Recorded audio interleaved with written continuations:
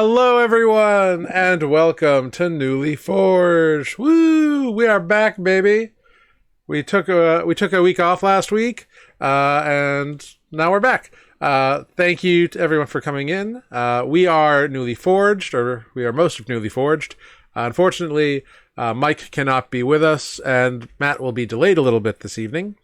But we are a 5e Dungeons & Dragons actual play stream in the custom setting of Nuuli, which came out of my brain, and my 5 friends over here are brave enough to play in. So, well done, friends, for being willing to play in my brain. I don't know. We'll go with it. Yeah. What could possibly go wrong? But it is exciting to be back. Lots to go on. I've got it. Thank you for the Pikachus. Big shout out. Gotta love it.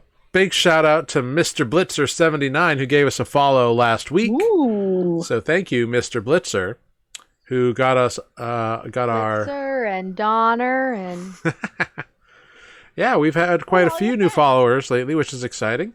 Hopefully everyone gets to check out our action here. But as we kind of vamp for a moment here, I need someone to actually roll me. I've got it, just resubscribed for 26 months. Thank you, I've got it. Thank you so much. You're our best supporter, best mod. You're awesome, dude. Thank you so much. Has it been that long? Oh, yeah, man. Evidently. Oh, wow. Actually, as of the end of last episode, with it being our 115th, we have over 345 hours of content that we've generated here on Nuuli Forged. that's wild. That's a lot of D&D. Wow.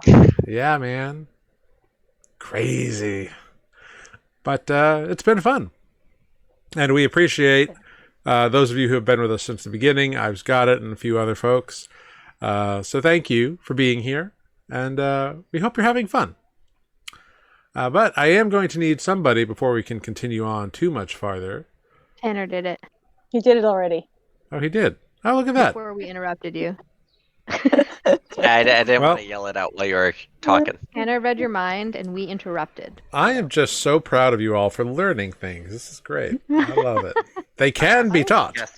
I guessed what table you were going to use. I didn't know if it was going to be a D10 again. Indeed not. It is, in fact, the D20, so you have rolled correctly. You must be in school. You're so smart. So smart. So smart. I do my best. Smarties, All the brain cells. Smarties. right? Well, I hope everyone had a wonderful week off. I hope everyone got to do something fun in our time away. I was constantly working, so I hope more happened for all of you. No, I was also working. Yeah. I had exams. Oh, well, that's at least Losing all around. progressive.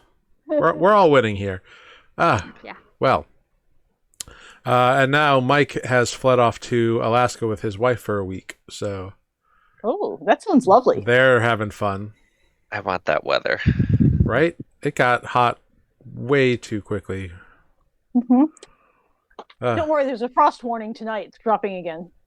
oh, good. That's excellent. I just ordered a new air conditioner, so that's great. That's Well, why. Glad I could help. I've got it agrees. He is moist, he says. So down with heat and humidity, I say. Oh, it's horrible stuff. All this weather. It is. Gross. Uh-huh. It's very confusing. I've Down been in the with swamp weather. all week, It's so cold up here humidity right is now. not okay. Mhm. At least Yeah, well, compared the up and downs constantly has been giving me migraines. It's been fun. Oh, I'm sorry. That sucks. Yeah, it's just the weather, allergy, sinus pressure combination. Yeah. Hmm. Great time. Yeah. I've been on my feet on concrete for 11 to 12 hours a day. And somehow I managed to hurt my wrist. I think I pushed a case or pulled a case or caught a case wrong, and just like right here, it's just pulled a little bit. Oh, I've got this fabulous bruise. Oh, that is a nice one. Look at that. Yeah. My days have not been as long, but they have been on concrete, and I have this fabulous heart-shaped bruise on my arm. Oh, glorious. That's fun. And I've been I in the have gotten swamp. mosquito bites Secaucus is that a won't swamp, heal, by and the a new way. tattoo. Ooh, that's way more exciting. Oh, right. I saw the new tattoo photo. Very nifty. Ugh, I Yeah. need a new tattoo. But, Me too. Same. Let's all go get tattooed together. All right. Okay. It'll be a party. Do you have time to sit So- around for my back piece? No.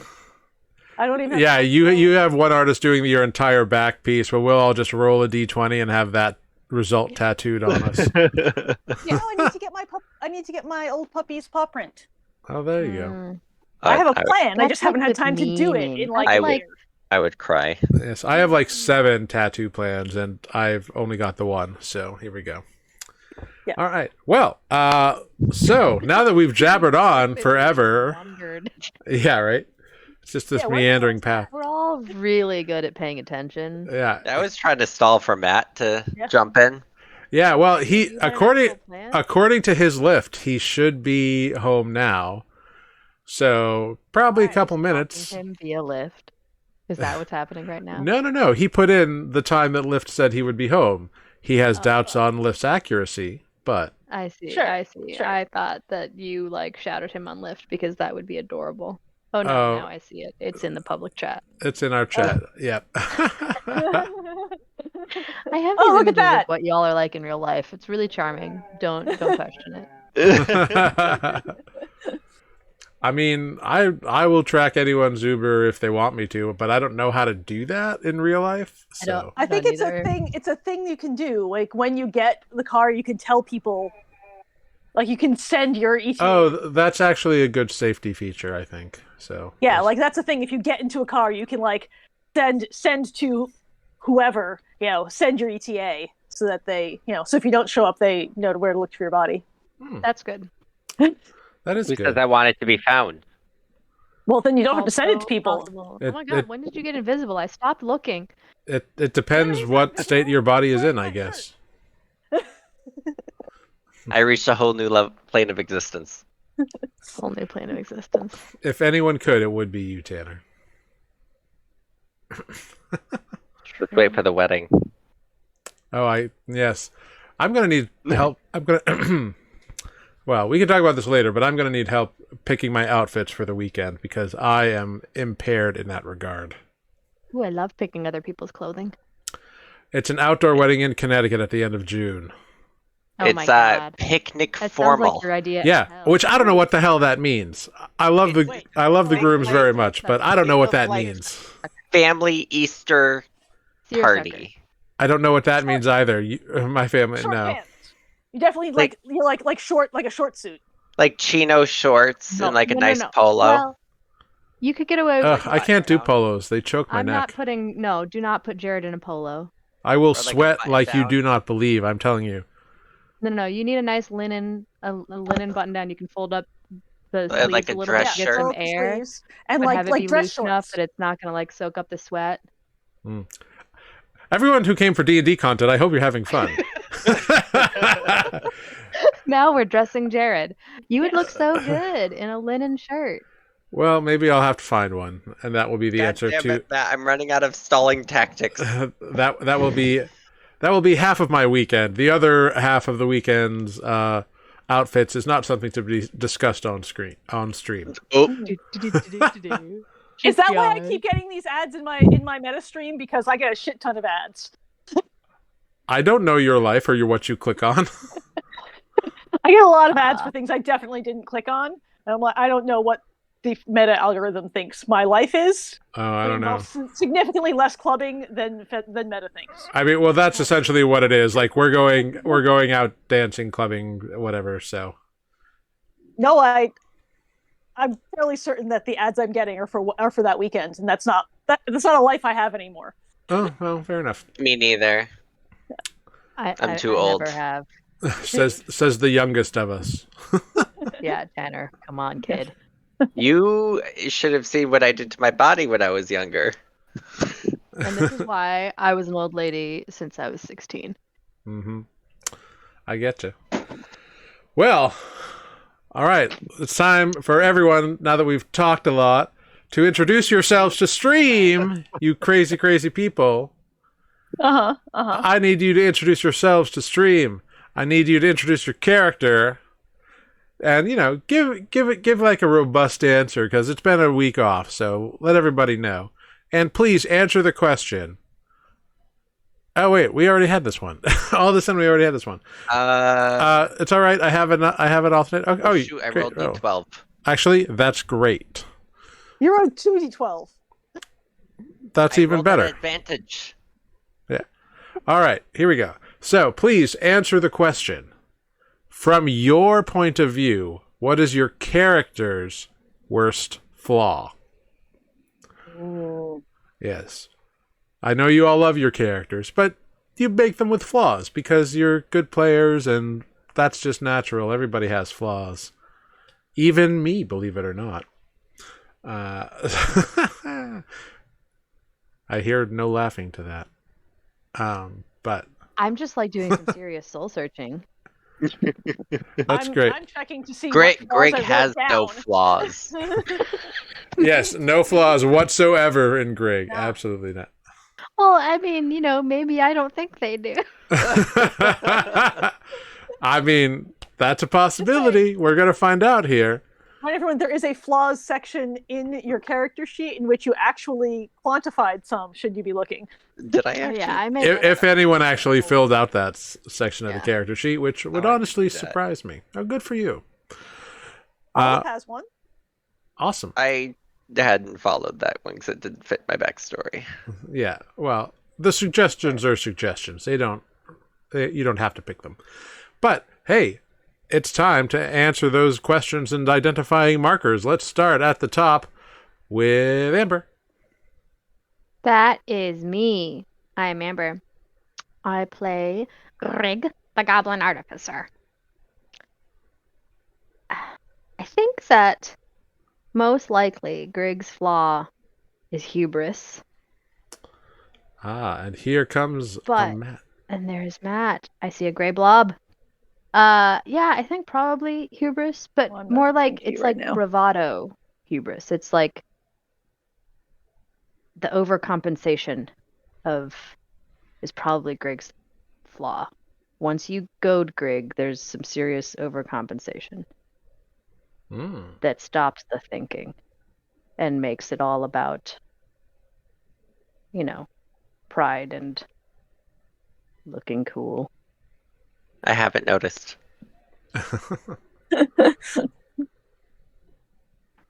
That's probably it. But really, I think that Grig is the most perfect character and the most fun to play. No flaws. Huh? No flaws. Zero None. flaws. Zero. Only the fun kind.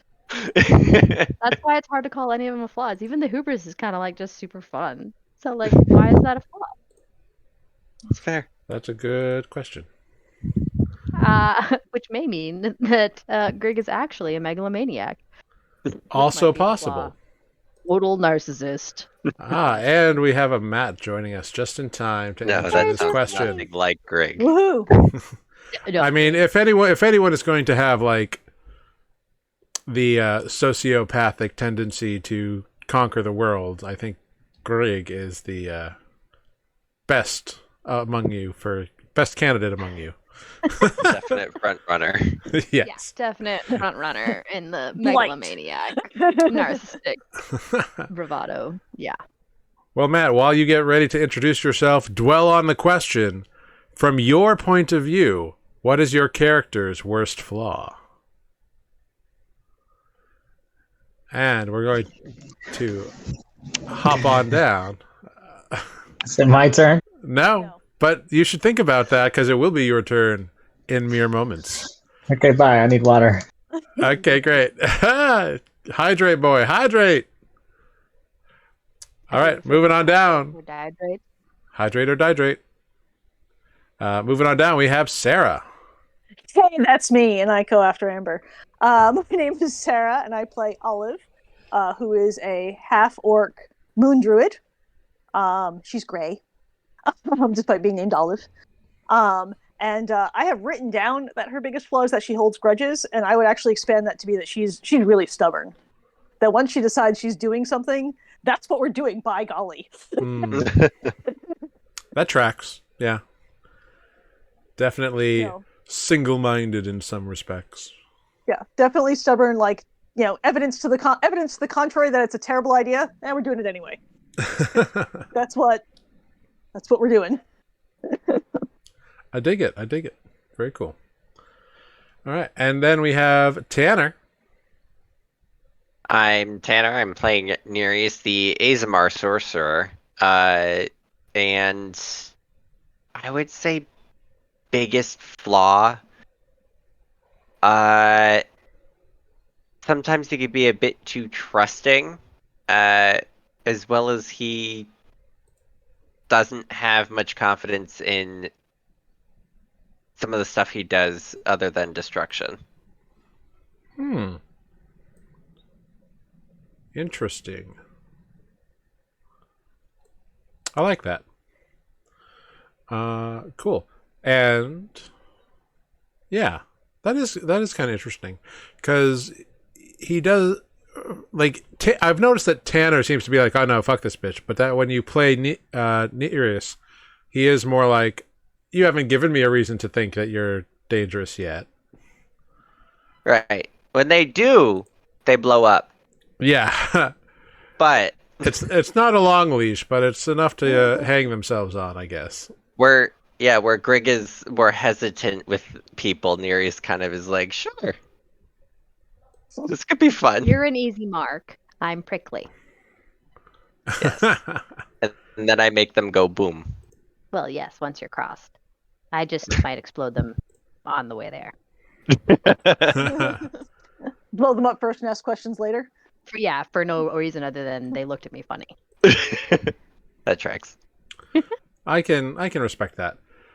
And last on the ladder tonight, we got Matt. Yo, speaking of easy marks, I'm Matt playing Spoot, the cleric, who I'm pretty sure I've said this before probably, but biggest flaw has got to be indecisiveness or like lack of conscious. Not ironic at all. I don't know. I've been thinking about what his biggest flaw is, but maybe or lack of confidence, or it could be he overthinks He's a pacifist things. when he kills everything. Yeah, he's very That's bad. not a He's a flaw, bad that's pacifist. That's his biggest. The pacifist with the highest body count. He's a failure as a pacifist. Mm-hmm. Yeah, all of those things are his problems, and mine, coincidentally. Well, as I've It's the body count part. What does that say about me? wow, I mean, I wouldn't hold it against you.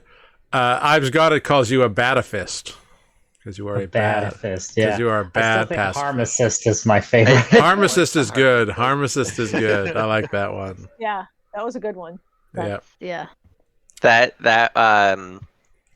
when I used to play a lot of Killing Floor, like a zombie shooting game where you work as a team and you have the medic, that was my screen name for a little bit because I ended up always getting the highest kill count somehow. Oh, nice. As the medic. Nice. Very cool. Very cool.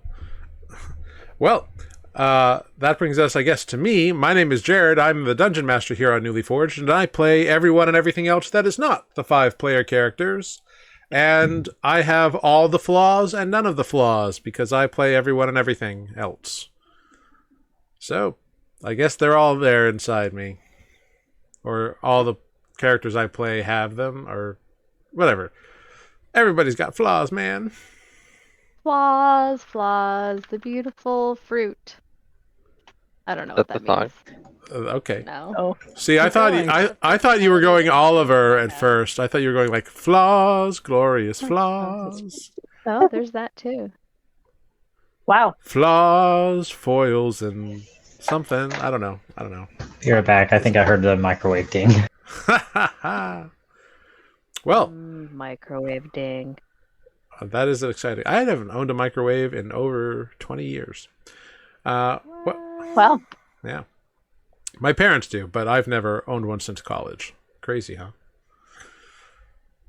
That is crazy. It is. But hey, let's dive into last time on Nuuli Forged. Last time on Nuuli Forged, our heroes defeated the aquatic entity named Squish, who was attempting to lure a young woman named Tessa to his service.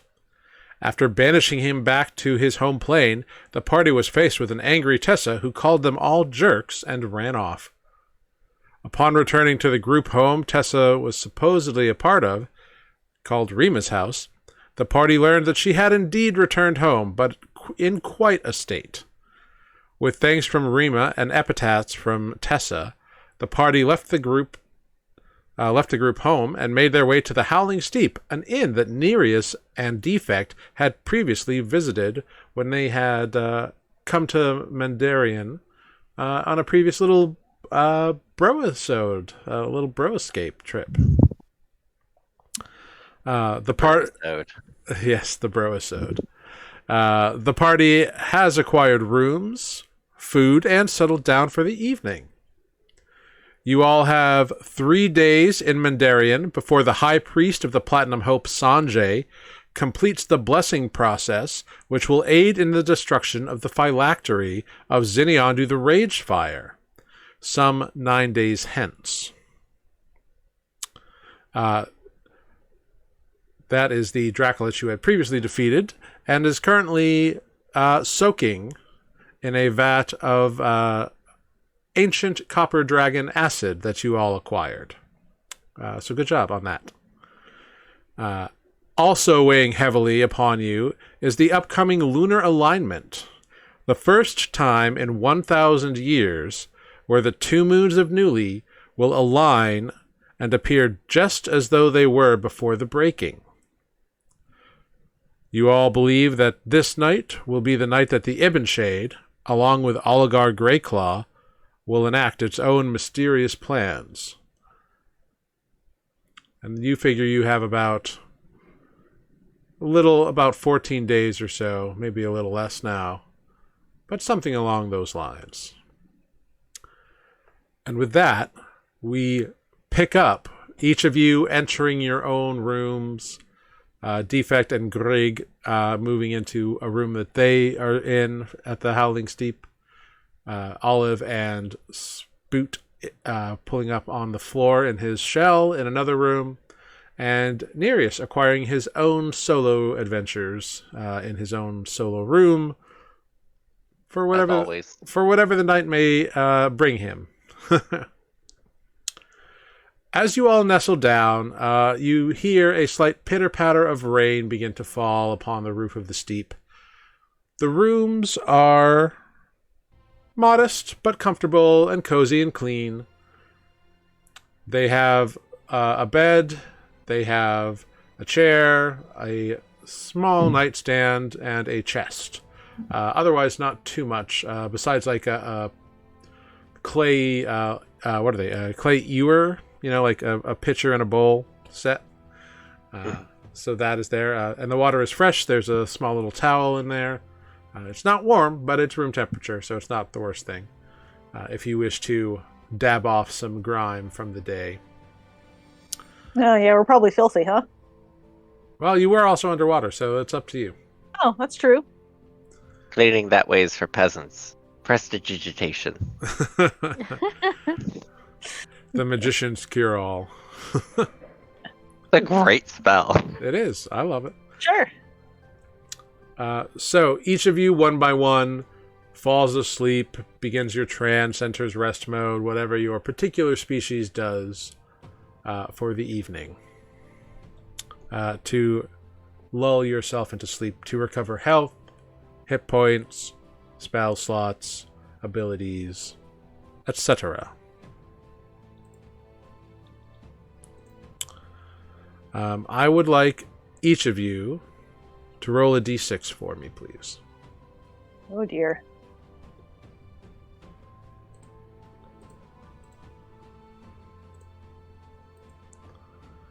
Natural 6. That's the highest you can roll! It is. But is it the best? All right. 5, 6. We've got a flush. Hey, that's pretty good. All right. I bet if Mike were here, he'd roll a 3. Would that be a run? Yeah, I think I'm a bad poker player. I think it's actually a straight, not a flush. But It is a straight. It is neither because we're missing a 3. Yeah, it's true. If we had the 3, you'd have a straight.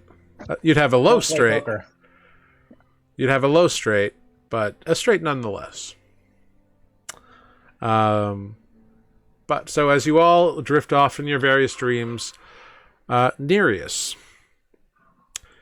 you are dreaming of a violent storm, perhaps brought on by the rain that has just begun in your waking world. You feel it all around you, beneath you. You see crashing waves far below. Brilliant lightning fills the sky in split-second bursts, and thunderous roars threaten to burst your ears apart. Yet through it all, you feel a sense of excitement. The adrenaline fills your body and ecstasy overflows your heart. Upon the precipice of a cliff far below, you see a human woman with long auburn hair and a brilliant smile, her arms stretched wide open, reveling in the storm beneath you. As you zoom towards her quickly, before you can make out any details of her face, the image shifts, and you catch a glimpse of the same woman some months later. She is large with child, and is smiling towards a strange, unknowable shape in a dark cloud high in the sky. You see the same woman holding a bundle, a child, in the rain, laughing with joy as she looks beyond the horizon with unfocused eyes. And she spots something beyond the edges of reality. You can't see what it is. Only she can. But her smile widens even more and brilliantly, and she places the child upon the ground with rain pelting down. The child seems unbothered by this, and only as she moves away from it does the child begin to cry.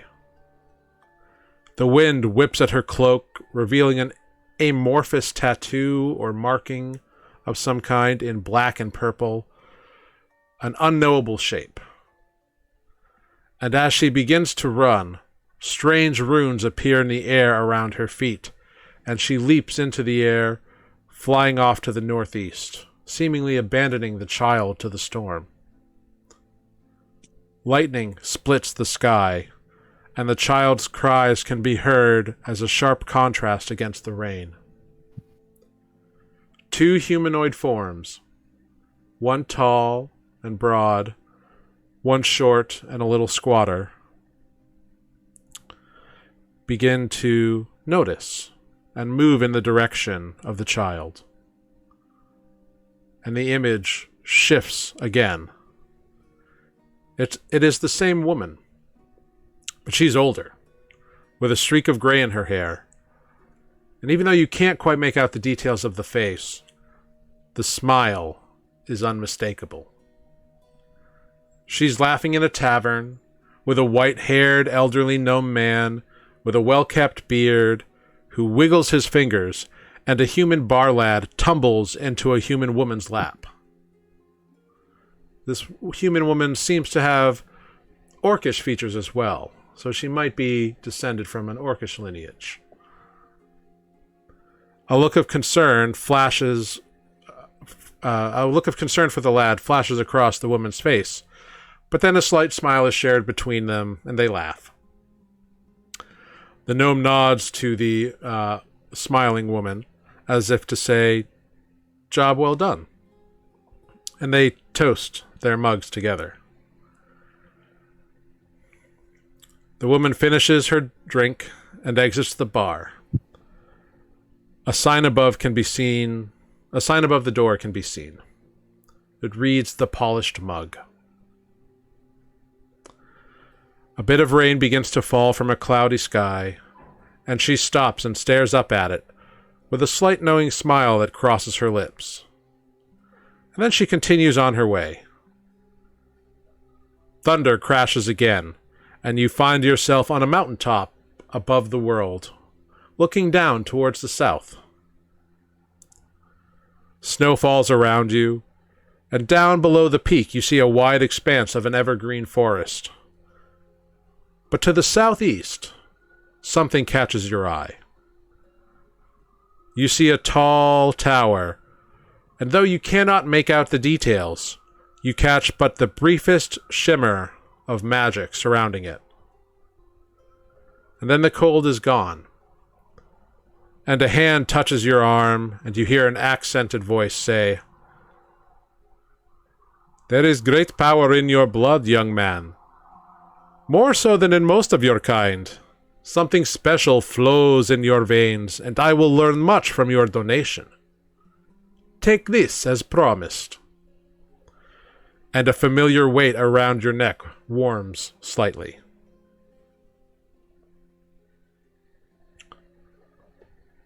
Greg. You toss, and you turn, and you dream of a familiar void. Shadows and shapes, a place where you were trapped. You were dead here. You know your friends will save you. They will bring you back. They have to. They already have. You know you left this place. But then why is it still with you? The feelings of dread, of nothingness, of all the past difficulties, trials, and horrors of your life, washing over you again and again, plagues your dreams. It has been weeks since you died. You brushed it off and returned to life as normal. But this night something is plaguing you. It's not chasing you. It is a part of you now. It is always there.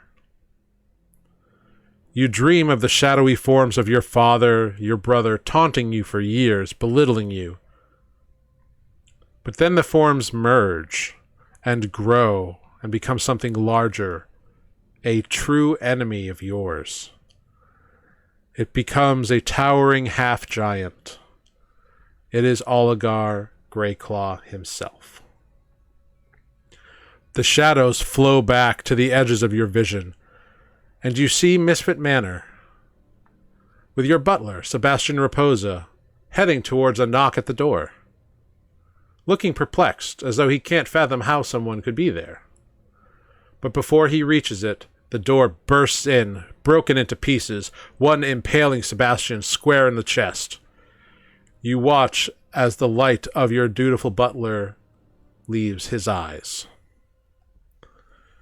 You hear Oligar laugh. He raises his hand and fire bursts from it, igniting anything flammable in the room. You see Sherman and Kepi pour in from the pantry, Kepi screaming at the sight of Sebastian. Oligar moves quickly, much quicker than a man of his size should be able to do, hitting Sherman square in the gut with a massive warhammer, sending the elderly gardener flying into a wall, barely breathing, and still. He slumps to the floor. Kepi tries to run, but Oligar is too quick yet again, and grasps her small skull in his massive hand, picks her up and throws her to the side. She smashes into a piece of furniture and lies still, bleeding from a head wound. Oligar laughs, looks at what he has wrought, and smiles. This will teach those pathetic misfits to mind their own business. You see him enter the pantry and the kitchen, and soon a blaze is roaring up the walls, engulfing the house. You see the form of Oligar exit the burning manor, only for Sergio, Basha, and Grieve to attack, weapons drawn, having just arrived from the exterior wall. They battle the intruder. Basha falls to the warhammer, but Sugio steps in to take the final blow, which in turn sends him to the ground. Grieve faces Oligar alone, And as they clash weapons, arrows begin to pepper the giantkin from the distance.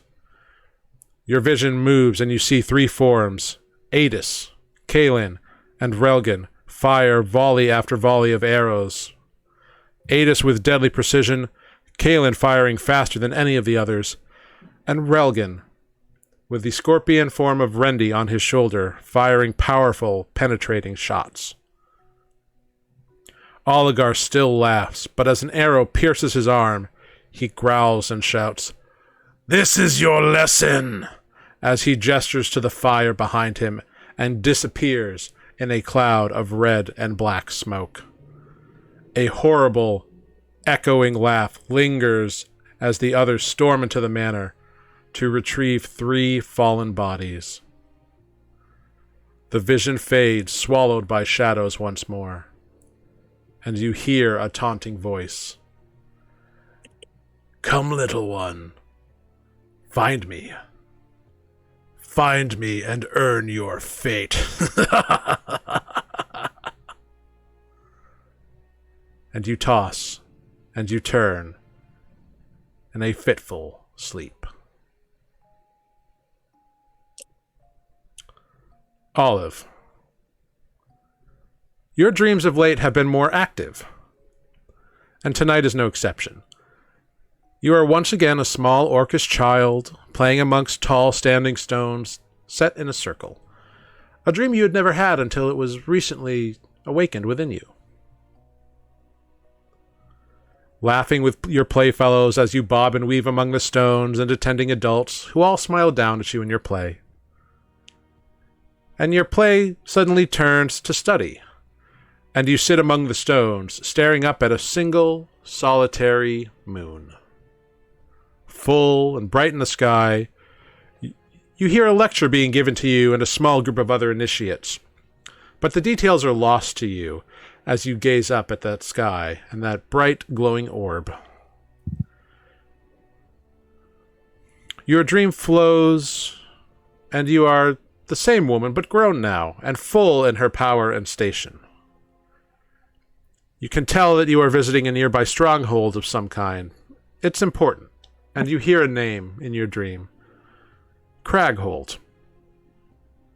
You are told by a companion that it is a stronghold of a budding mage circle, built into a place of arcane power. That alone is interesting enough, as your connection to nature grants you similar abilities. But your source is primordial, elemental, not one of study, rote, and experimentation. These wizards will surely be interesting, and as they have asked for permission to build their fortress here from your people, it seems a diplomatic visit is not out of the way. And again the dream shifts, and some time has passed, and you see yourself as the woman alone in a beautiful grove, older, much older, sitting serenely, and simply existing with the nature around you. Slowly birds and other animals begin to gather around you. They come to you and speak to you, tales of their lives, of happenings all around the forest, bright, cheerful, happy tales, tales of everyday life for these small creatures. Then you feel a coldness run down your spine, and you feel something ominous.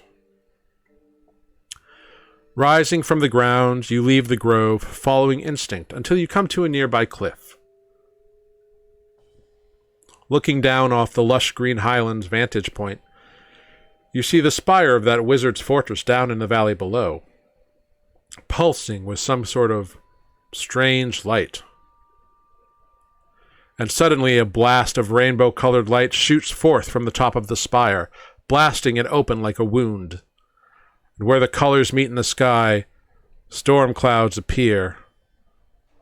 Lightning of every color blasts forth, and the storm grows exponentially larger and larger until it covers the entirety of the sky as far as you can see. You watch as the birds and the beasts flee before the tempest, but to no avail. A strange multicolored orb appears around the fortress as it is struck by a blast of blue and green lightning, and then it is gone. The forest around it quakes and burns. The evergreen trees turn to copper and brass, and then melt in an inferno as it overtakes the valley. You stare in horror and disbelief. The ground beneath you shudders and cracks. A blast of orange lightning strikes the cliff, and it begins to tumble down the mountainside towards the valley. In your shock and awe at the power unleashed, you are too stunned to move, and you feel the cliff give way beneath you. And you know nothing more.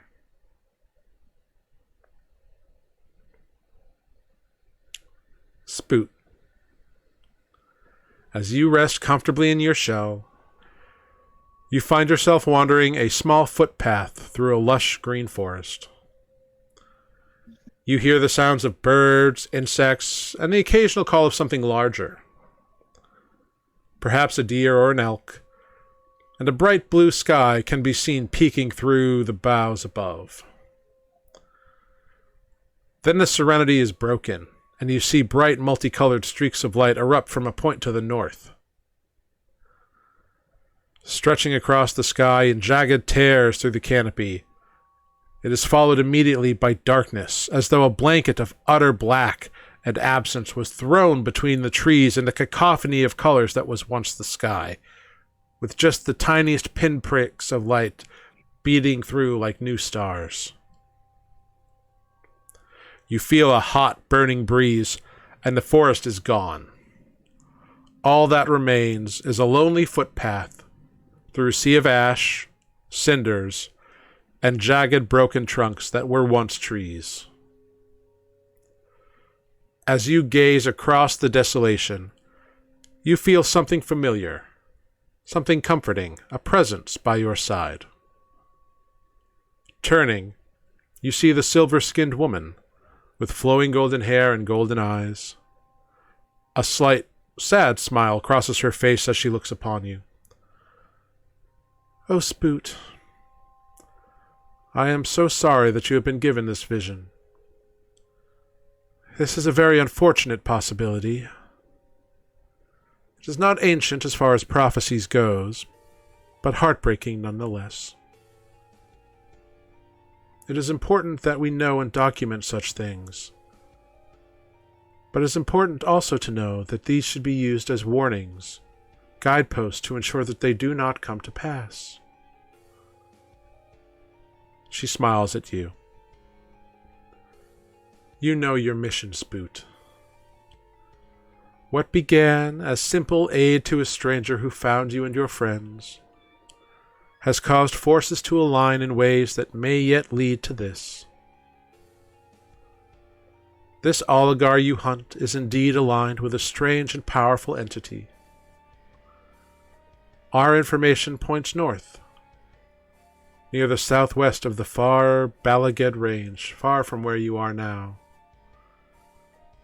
The Horizon Walker's faithful have prayed for guidance and protection from a group of black-clad ruffians with dark tattoos that roam the area, keeping out any who would try to pass nearby. It is a far journey for you, Spoot, but you already possess a shortcut. Search your memory. Meditate on your journey under the threat spires. I will teach you a technique that you must use. It will allow you to access knowledge you possess, but only if you focus on it for a while. It will take many days, but it will save you time in the end. I know you and your friends favor quick action, but in this, you must wait for the final moment. If you strike before the night of the lunar alignment, the entity may be delayed, but it will not be destroyed. Only at the height of its darkest intents, its attempt to grab power, while it is exposed and open to powers beyond your comprehension and can you truly destroy this darkness. She reaches out and puts a hand on your shoulder and her other hand on your cheek. For your success, for your family, for your friends, for Nuuli itself, you must be patient and ready yourself. And now the night grows short. We must begin your instruction if you are to learn before you wake. And in your dream, Spoot, you learn the techniques for a deep retrieval meditation. By meditating for a certain number of days, you can access deep memories that you have forgotten, see clearly what once was merely a quick glance, learn details of something that you skimmed over without paying attention to, but only if you focus. Dawn comes, and you all awaken, having gained a full rest. It was hard trying to type that, but that was awesome. Thank you.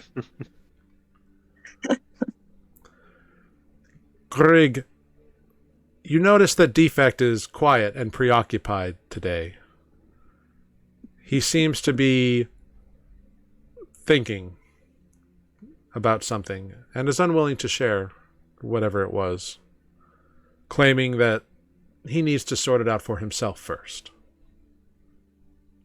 Okay. Shrug. One by one, you exit your rooms, arriving in the common halls of the Howling Steep Inn. You can have breakfast, hot bean juice, Nom. whatever you wish. Nom nom nom. Today will be the first of 3 that Sanjay will be using to spend his day to bless the mithril tools you brought for him in order to destroy the phylactery of Ziniondu the Ragefire. Right. Which happens in 9 days. 9 days from today, yes. So we have 3 days here. We are not spending 6 days in Winton. The time is yours to do with as you wish. I don't have enough supplies to keep teleporting back and forth. I got one more trip. Where are we right now? We're in Winton? No, we're in Mendarian. Mendarian. That's okay, that makes more sense. Yes, you are in Mendarian. 4 days. We have to be here for 3 days, and then we have 6 days to get to Winton. Which I can teleport us one time. Then we have to buy more chalk. Yeah. Or we can fly there. Or wind walk there. Or if you turn the game off and wait 24 hours, that the vendor might have it again. Sorry, that was like an Animal Crossing thing. Olive just feels strongly about not spending one of those. Wait, 6 no, days I do have there, more. and then spending the rest of the time sitting in Winton because Winton is a terrible hellhole. Scratch that. I have 3 chalk. I forgot we bought more. You did. Yeah, we got you more chalk already. Yes, I see it. Do we all head down for breakfast by any chance? Yes, you have all gathered in a common area of the inn for breakfast.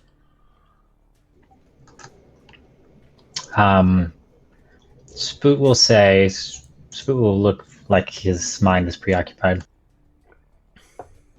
And he'll ask, I haven't had a dream in a long time, I feel. Or maybe I've just lost track of time. But I had one last night, another vivid one. And I'm curious, did anyone else have any dreams? And it seems like sometimes we have failed to talk about them.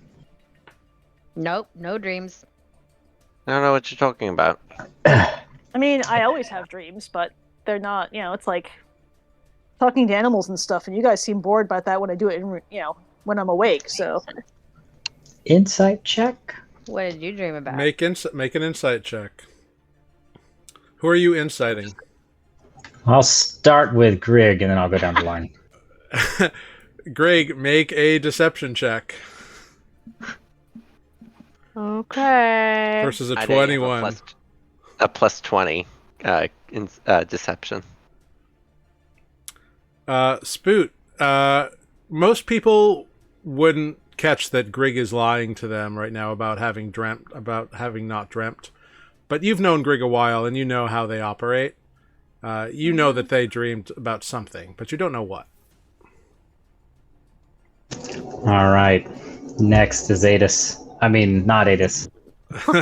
Nereus? That's the one. Go ahead, roll a deception Yeah, check, defect Nereus. is not Adis. I mean, no one would have believed Adis. Oh, you gotta be kidding me. Oh, with a 23, Correct. beating the 22. Spoot, Nereus did not have a dream, apparently. He's telling you the absolute truth. I actually never have trusted Nereus, so it's okay. I don't care about Olive. I'm just kidding. Olive was the only one that actively wanted to sort of tell me about it. Well, so I will. Spoot will continue. I don't. Wait. First of all, how many dreams have I told you about before? I know we've all heard Spoot's dreams, but I feel like I've told you the important ones, right? A couple of them. Okay. Well, I'll say I was visited by the silver-skinned woman again. Did you ever find out her name? Who is this woman? Grace. All right. Spoot looks around. She usually finds me when we need a little bit of help and to give a little bit of guidance. And I found that it's been very helpful. But I also had a vision last night. Not but before I met her. It was a vision of the future, I think, or at least a possibility of the future. I was walking through a forest and enjoying the sounds of nature when I saw a bright, multicolored light off to the north flash, and then very quickly there was darkness everywhere. And then the forest that I was in was completely burned away. Oh yeah, it did that everywhere except the cliff I was on crumbled. Oh, so you had something similar. Well, she told me that this was a warning sign of a possibility that might occur. And then with a little more information, I knew that she must have been talking about the tower in the north where the Ibn Shade will be. Craghold. It's called the Craghold. Or maybe not. Maybe I made that up. No, it is. Yeah, Craghold, I think. She told me more. Apparently there is a sinister force. Sorry, I've got so much stuck in my throat tonight. Let me look at these notes again. I was typing so fast. Far from here. What is so funny? I mean, Craghold might have been a fairy tale I was told as a child. Well, no, that name like sounds a great familiar. book name. That name sounds familiar. I found it written in the journals on my little solo journey that I took with that. But how do you know about it? You actually have heard about this from your childhood? I think I was told stories about it. I don't know. It's like, one of those like big scary things you tell kids so they don't go running off into the woods. It does sound like that is true. She let me know that we're definitely correct that Aligar is aligned with the Ibn Shade, and that we will need to prepare ourselves for confrontation, but we can't be too hasty. Apparently, if we try to destroy it before the night of the Two Moons meeting, I forget the name now, it would only be it would be much stronger. And that if I meditate, she will help unlock a technique that I can use to unlock some hidden memories. So if you don't see me for some time, that's why. Sorry, that took way longer than I thought it would, because I have to talk like every 2 sentences and then cough. It's all right. Anyway, long story short, Spoot spills the beans about the dream, and he's going to go figure out what he has to come meditate on. So, are we just going to take a couple of days off? Well, we have to wait here for 3 days anyway. And then we have 6 days to get to the big dead red thing. And then somewhere in there, there's the lunar thing, the alignment. The Right. Applebee's alignment. I cannot find that note. Oh, we had 3.5 weeks. The last time we were in Fay Harbor, we had 3.5 weeks. Which we I should think maybe... was yesterday? 2 days ago? It was recent. Like Yeah, 5 a days? lot of teleporting in one day. Yeah, it was. You were last in Fay Harbor about 5 days ago. Okay. That sounds about right. We still Yeah. have like 3 weeks, but we're supposed to. You're supposed to call the High Weaver Leon to get an exact date as it gets closer because he's not quite sure.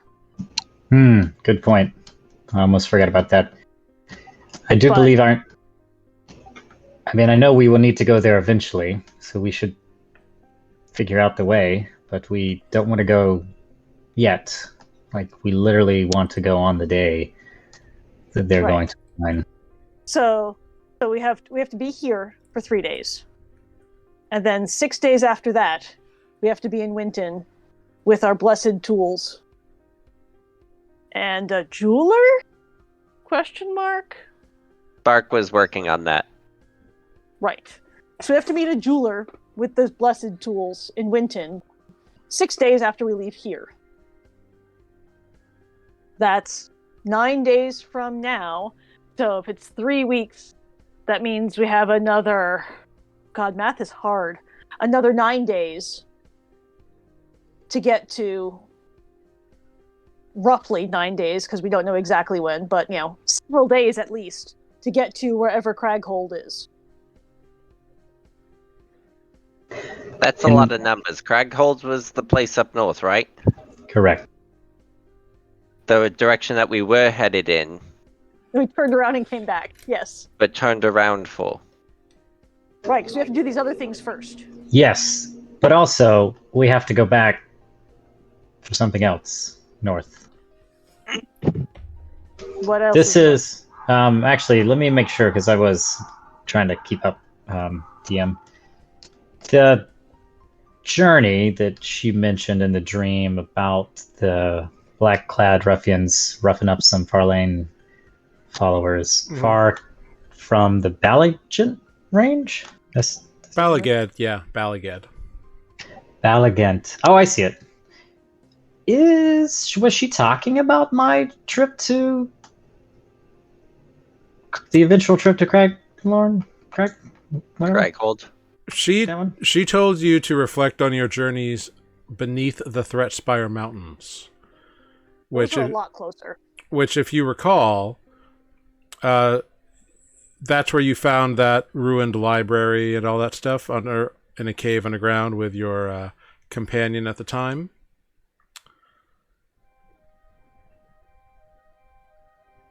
Okay. I'm going to go ponder this dream and these thoughts and meditate and on that journey. Probably both in game and on my notes. Mechanically, just so you know, if you're going to pursue this, it's an all-day thing. Like, you can only do this. You can only meditate in these ways that you've been taught in your dream. That's perfect. When do I start? Is it too late? No. Okay, I'm going upstairs now. Actually, you know what? No, I'm going to go find a quiet spot by the seaside and hunker down for meditation. By the river and hope that Squish doesn't come back. Yeah, pretty much. Make an investigation check for me, Spoot. I do think I need to be near water. Maybe the sounds of water will help me meditate. Good thing we're on the coast. Investigation. Nope, no water here. No, it's just a port city. With a 9, it's not hard to find water and river, or even the tip of Triangle Bay here. It's difficult to find a place that's like absolutely quiet though. Like, there's a lot of construction going on, and ships are docking with supplies like constantly.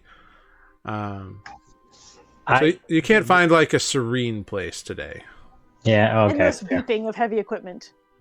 A lot of garbage trucks, you know. Fair. I was gonna maybe too late to ask. I was gonna ask about adding my proficiency bonus. Wouldn't know the truth, but perhaps I don't saw believe sign. I don't believe that works with investigation, but Oh, well, maybe not. I think it's only Well, knowledge or intelligence based things. oh, well, investigation is right. Yeah. Oh, great. Well, then maybe so. There is. But I mean, it also sounds like signs are pointing that I try another day. I mean, you tell me if it's too late. You've already made the decision. You can't find the like ideal location, but you can still meditate for the day. Like, oh, fair. Okay. you just don't find a like quiet, serene cove or anything. I don't get a +1 to my meditation. Beep. Beep. So it just goes into his shell further and further. Mm-hmm. Okay, but I'll still meditate then. And if it doesn't work out today, I'll try tomorrow. Okay. Cool. So Spoot goes off and finds a place to meditate. What would the rest of you like to do with your day? Is it still storming out? It is raining lightly. It's not thundering and lightning. You look outside near us, and you can tell that it hasn't been a big storm. You're fairly attuned to such things. It's just been kind of lightly raining and drizzling for the duration of the evening and night, and now into the morning. No one. But you can tell that it's probably going to be like this for a couple of days. Like, you can tell with your... Well, make a nature check at advantage in this instance for me, Nereus.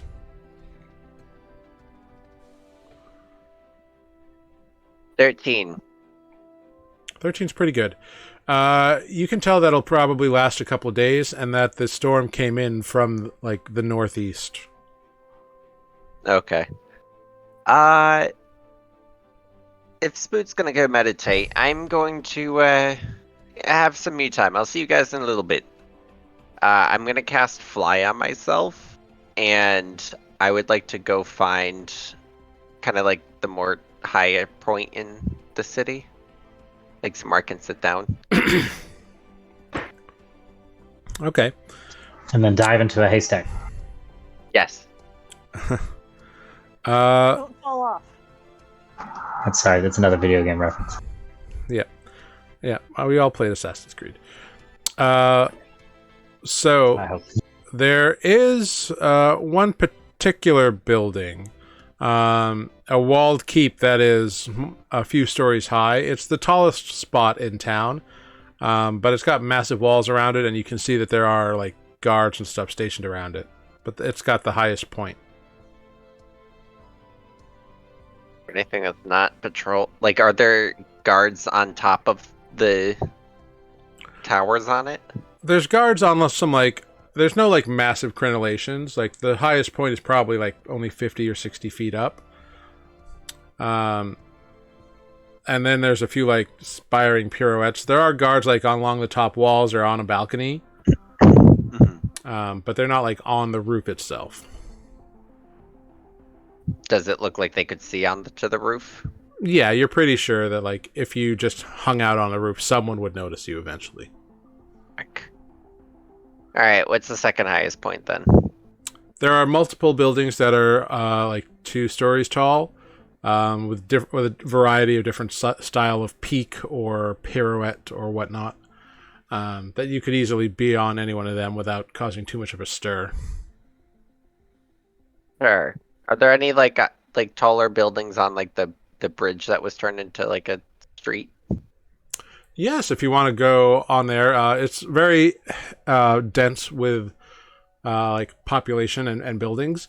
But because of the arch of the bridge, those points are a little bit higher, and they seem to just be like buildings that were like added on top and like built out over time over the past like 5 or 10 years. Yeah, I'll go sit up there. Great. So you fly on up there. You definitely catch people looking at you and like staring at you, and at some point a guard like climbs up and is like, "What are you doing?" I'm just admiring the weather. Well, there's nothing illegal about that, but scare people flying around, so don't. Sorry. I don't know my way around the streets very well, so I figured it would be the easiest way for me not to get lost. Well, I guess it's easier than walking through the street, but yeah, people are not used to seeing people flying around. That's all. So I'll try to walk next time.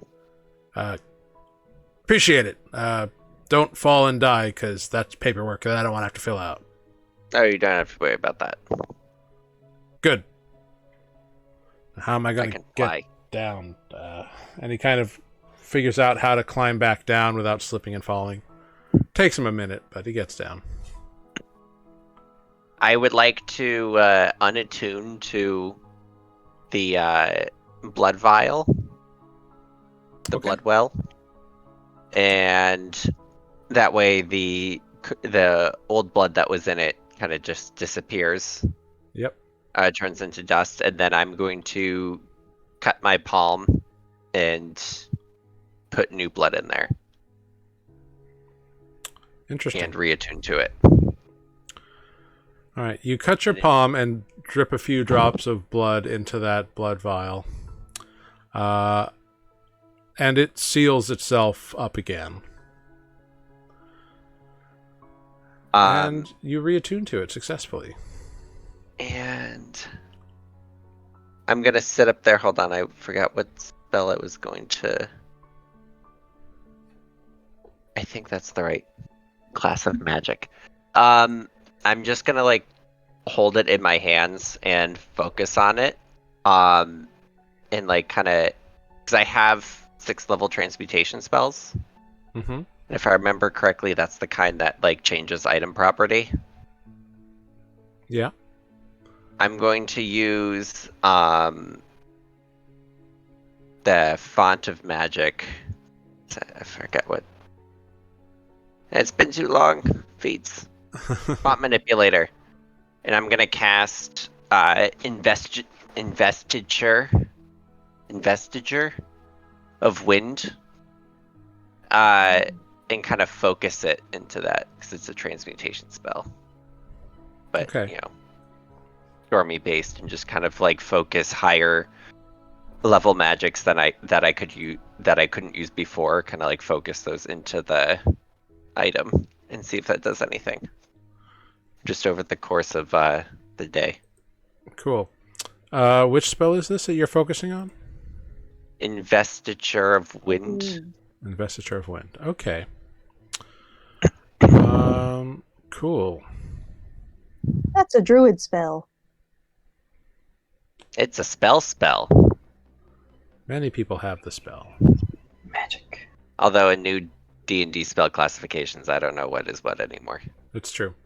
But Everyone we're not can do playing that anything. edition yet. Right. All right. So you spend your time focusing on that and other such things throughout the day. Olive and Greg, what about you two? Yeah. Olive would like to go down to the river where they were yesterday. Okay. And spend the day as a river otter, just kind of not diving deep into the river, but kind of investigating, seeing if there's anything else weird and sketchy that's, in that river. Okay. Along the lines of the grotto of Squish's grotto that we were in yesterday, kind of, splashing around in the water and seeing what's under the waves. Cool. Go ahead and make an investigation check. I am terrible at these. As an otter. 8. All right. Oh, it's a mental stat. Yeah, it's a mental stat. Yeah, other stats because I don't have them handy. Yeah. Mm-hmm. Okay, great. So you spend your day doing that. Greg, how about you? I think that Greg is going to watch the guy do the blessing.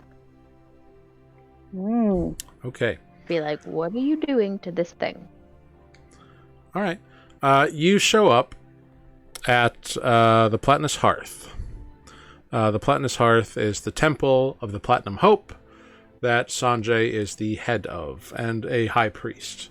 There's not many high priests of the Platinum Hope at this point in time in history, but Sanjay, despite his youth and blindness, seems to be one of them. You are greeted by a female brass-scaled dragonborn woman who introduces herself as NT. You explain your purpose there. She acknowledges and leads you out from the main kind of worship area off to a small, the best way to describe it is like a shrine off to one side, where you see the familiar form of Sanjay with his ever-present little tiny red butterfly winged dragon, and the dragon looks over at you and then back to Sanjay. And you can see that Sanjay is setting out a variety of things, going to a shelf or off of a rolling table or something, or a tray that he brought into the room. And he just explains that these are the herbs that he's using. This is, he's happy to answer questions, but there comes a point in the discussion when he says that he's going to begin, and his attention will be turned entirely to the channeling of divinity into this set of mithril jeweler's tools that you have all provided him with, which are set on a small altar in the shrine beneath a kind of fluidly formed massive masculine dragon made out of, if not pure platinum itself, which would be very expensive and interesting in this current climb, but something that looks akin to that. It's a representation of the Platinum Hope itself. And he begins chanting and lighting braziers, and for hours upon hours, his assistants come in occasionally and refill a brazier or add a new incense to the mix at certain intervals and times. And the day goes by and the chanting continues. And while he is chanting, you see that there's a bright smile across his toothed jaw, almost akin to, the best way you would probably identify it as that feeling you get when something really interesting, you figure out how to do something really interesting or really cool. He seems to be in a perpetual state of that while communing in this way with his deity somehow. The seeing eye little dragon, for lack of a better description, his eyes are closed as well, and you see that Sanjay's eyes, despite their milky white natural state, are actually kind of glowing with a light blue for most of the day towards the later parts of this ritual. And as he comes to the end, the sun sets and his chanting comes to a point of stillness. You watch as he closes his eyes and opens them again, and kind of like this long kind of squeezing his eyes shut and then blinking open again.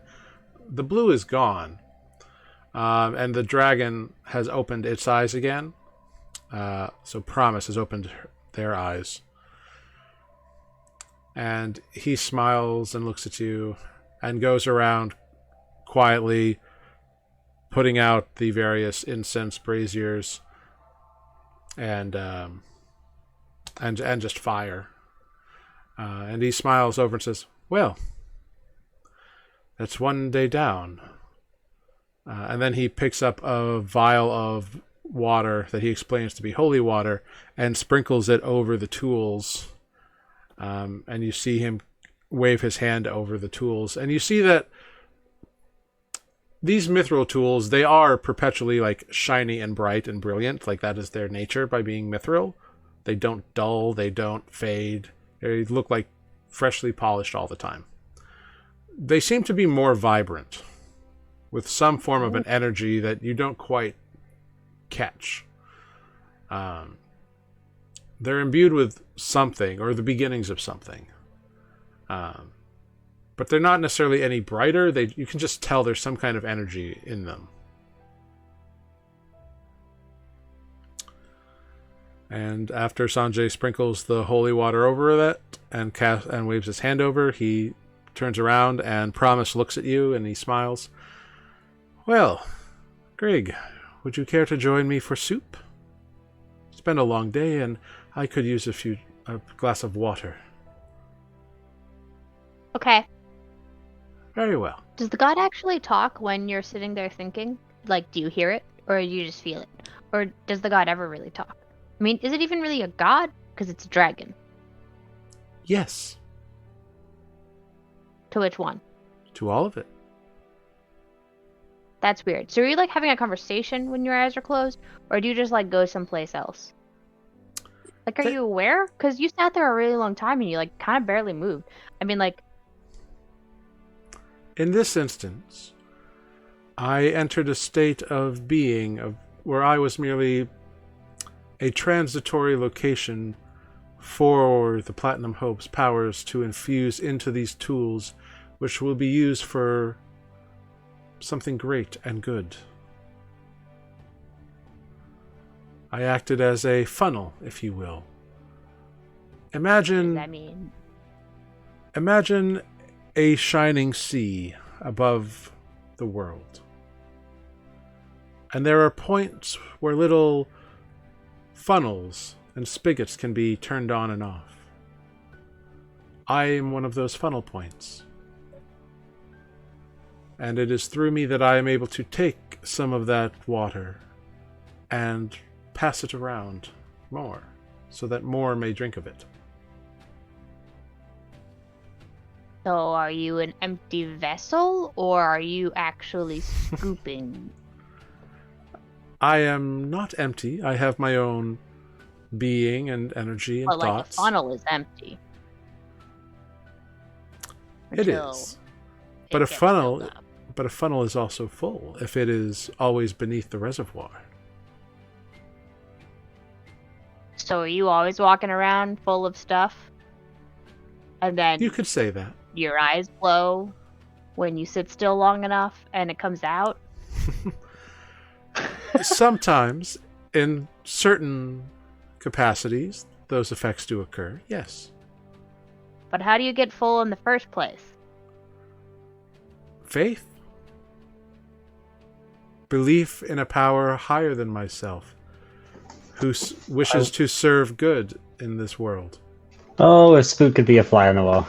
Luke talks about that sometimes, and I don't get it. I admit But he it's also not for doesn't always everyone. glow. I mean, the turtles glow, but his eyes don't glow.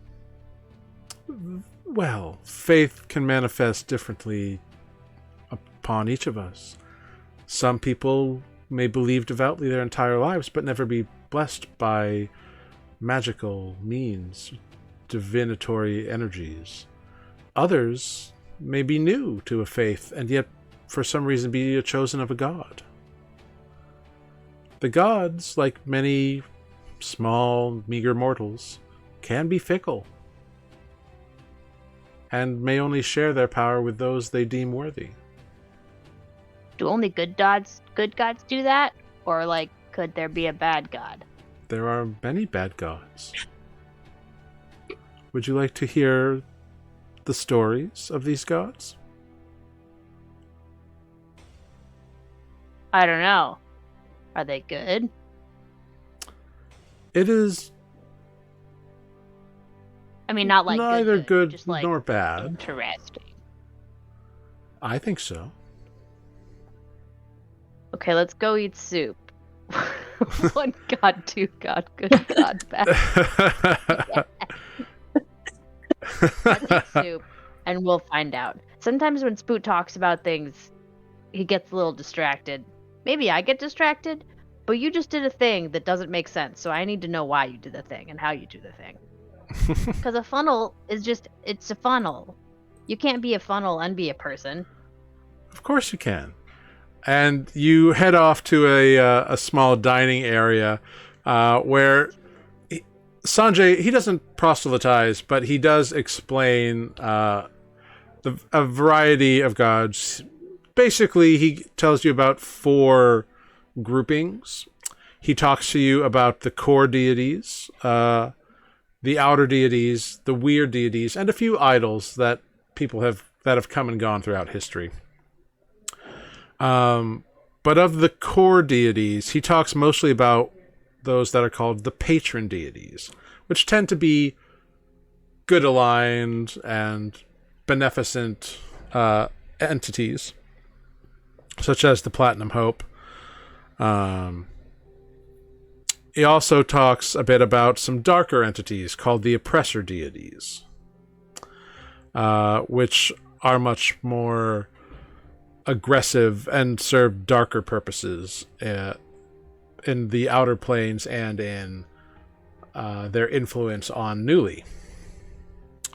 And there's also a few that he mentions called the pacifist deities, which are somewhere in the middle.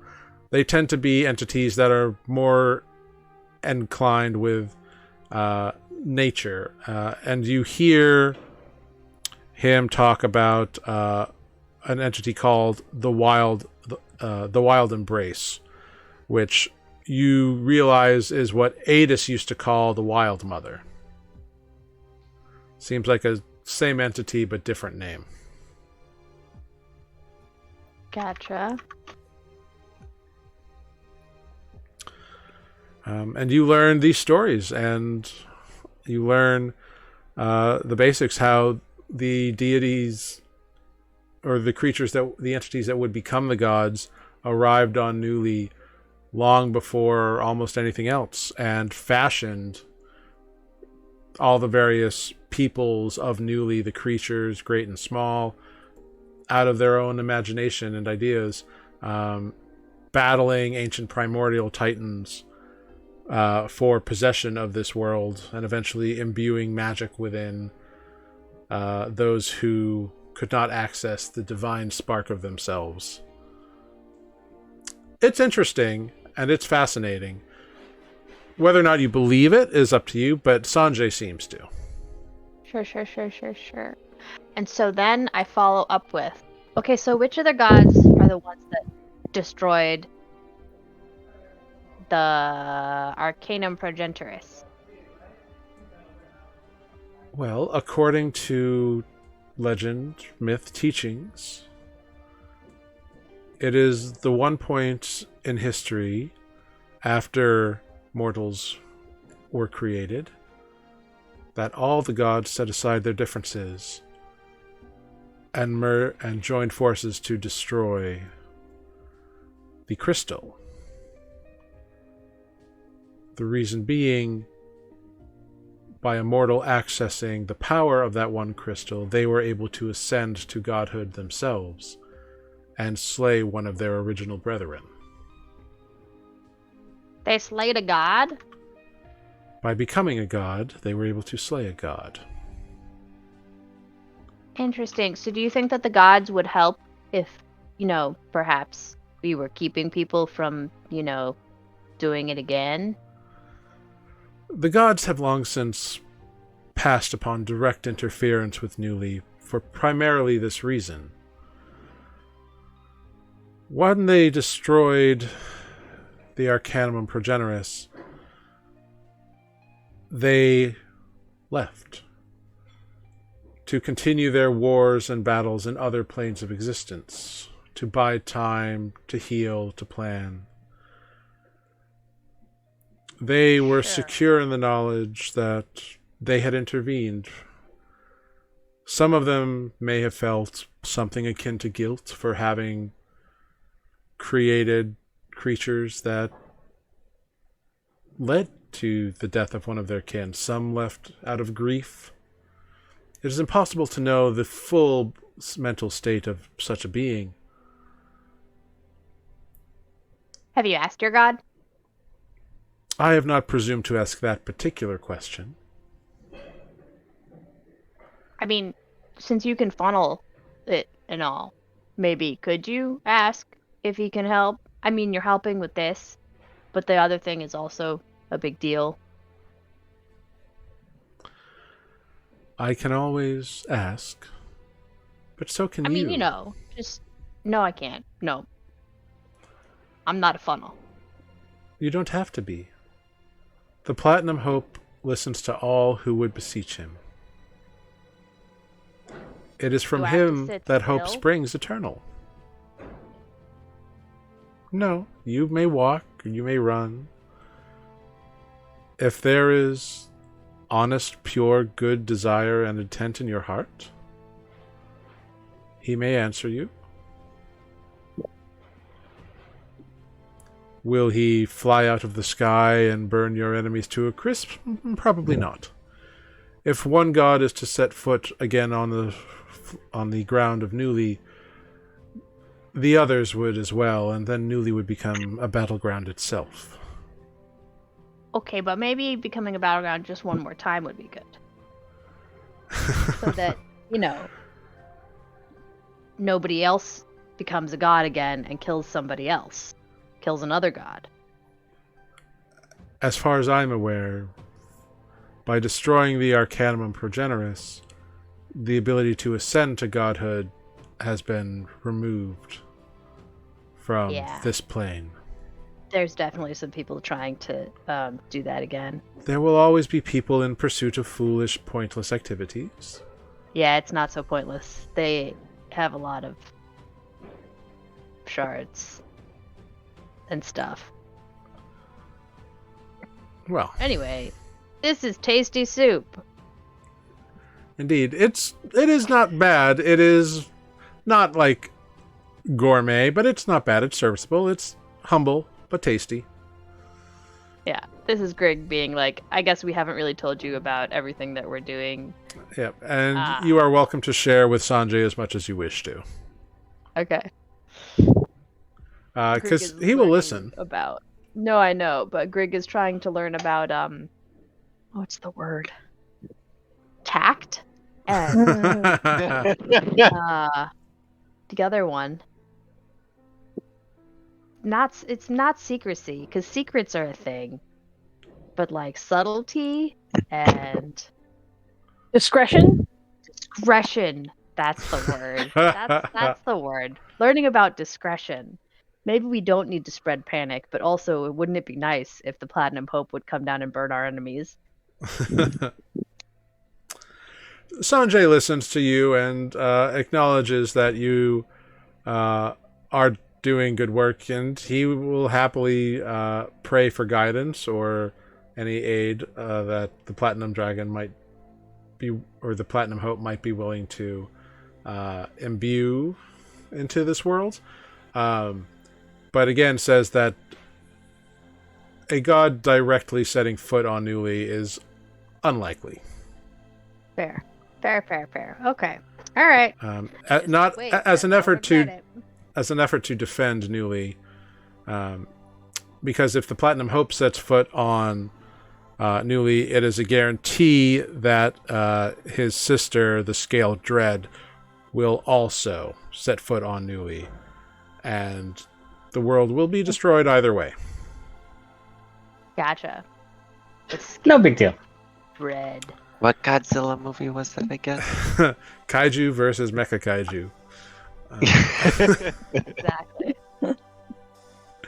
And then Defect shows up With a funny hat. Rim style.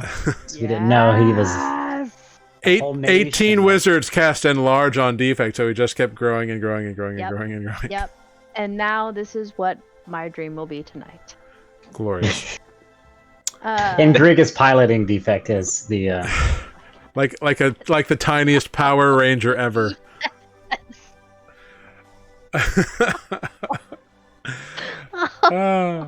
Hey, Greg is gonna make this happen now. I hope you know that. Casting fireballs from the cockpit while he's. Right. No, it's the Pacific Rim style, right? It's like mental merging with Defect. Yes. Except he's the mech. Ah. Exactly. Oh my god. Wild. Let's get lucky to get on this. Mentally concentrating on like 13th level and large. Exactly. Well, that's what the 15 wizards are for. What We the just have to fucking convince them to sign a concentration is for? contract. No, I have the Crown of Fallen Imperials. Never mind. Meanwhile, Olive, you have been cavorting in the river as an otter all day. A couple of re-ups, but a nap here and there. I get 6 hours, so it's only one re-up, really. All right, great, one re-up. So I get 6 hours per wild. But maybe you nap as an otter. I don't know. You tell me. Maybe. But you don't find anything beyond the lair that you already knew about. That's weird. It seems like that lair was something that had sunk in the ground. It leads you to believe that there might be more stuff like sunken under the city, the town, in various other locations, possibly. Like maybe something else used to be here 1,000 years ago, and now this one just happened to be opened up by like the river running and cutting down to it, if that makes sense. But there's not like a raft of water creatures inhabiting the river, and there's fish, there's fowl, there's nothing horrible or creepy. There's no like Loch Ness monster or anything like that. Right, there's not like 12 other water lords trying to lure teenagers to their death. Nope. It's just what a river otter expects to find in a river. Yep. At least that's all you find. Fair. Maybe some tasty clams. Some of the fowl are foul, but they're not all foul. So fair. Otters, I believe, are pretty foul as well, so it's okay. Otters and hey, cute. They're cute. They're also covered in like slime and seaweed. It's true. But hey, if it's gonna rain and I'm gonna be wet anyway, at least I'm gonna swim around and be an otter. Yeah. It's a delightfully like that kind of like pelty rain that's not hard. It's just got good body to it, you know. Splat. Yeah, very much so. Spoot, you spend the day meditating on your journey underneath the Threatspire Mountains, your attempt to escape from the library, and your time in the library, who you saw in the library, what you saw in the library. And at the end of the day, as you begin to become so exhausted where you can't possibly mentally continue anymore, you get the sense that you are focusing in the right direction. You still have work to do, but if you do this for another 8 or 10 hours, you'll be closer and closer and closer and closer. So you have taken the first step on the path. I'm glad we're spending some days here, guys, because... Oh, wait, I guess I'm alone. Spoot says out loud. Mm-hmm. The pelting rain, as it hits you in your meditative state, seems to help your meditative process. It's a soothing connection both to nature, but also to something greater. Being a turtle from Mucklow, you are familiar with things like the water cycle and just dampness in general. So it's not unpleasant for you. It's that kind of nice temperature, even though it's getting to be a little bit chillier out. It's not like frigid yet, but it's a nice mid to late fall rain. Nice. Sounds kind of like the delightful, actually. Yeah. Nereus, from your vantage point up in the rain, you are watching people go by. You are funneling transmutation after transmutation spell into your blood vial. What is your intent in all this? Do you have one, or are you just hoping that something to possibly strengthen it? Gotcha. For the just in case I can see if I can strengthen it for the coming possible fights. Gotcha. Yeah. So with this in mind, you burn another slot and do a similar thing, and another slot and another slot. Not necessarily always casting spells, as it were, but channeling your energies into it. And looking at it, after a full day, you're exhausted. You've been up here for hours, like 6, 7, 8 hours. You've kind of forgotten about your range shield, and you've just gotten damp now because you've been focusing solely on this. The fresh blood inside seems to be vibrant. You don't have the exact result you want yet, but you think you're close. You think you think you're very close to achieving something here.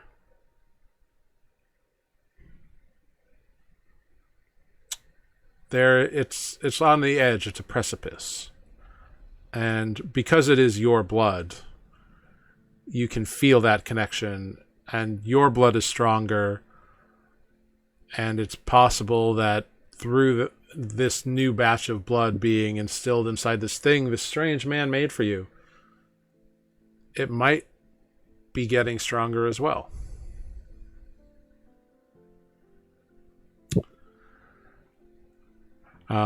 But the day comes to an end. The night grows dark. You can all return to the Howling Steep.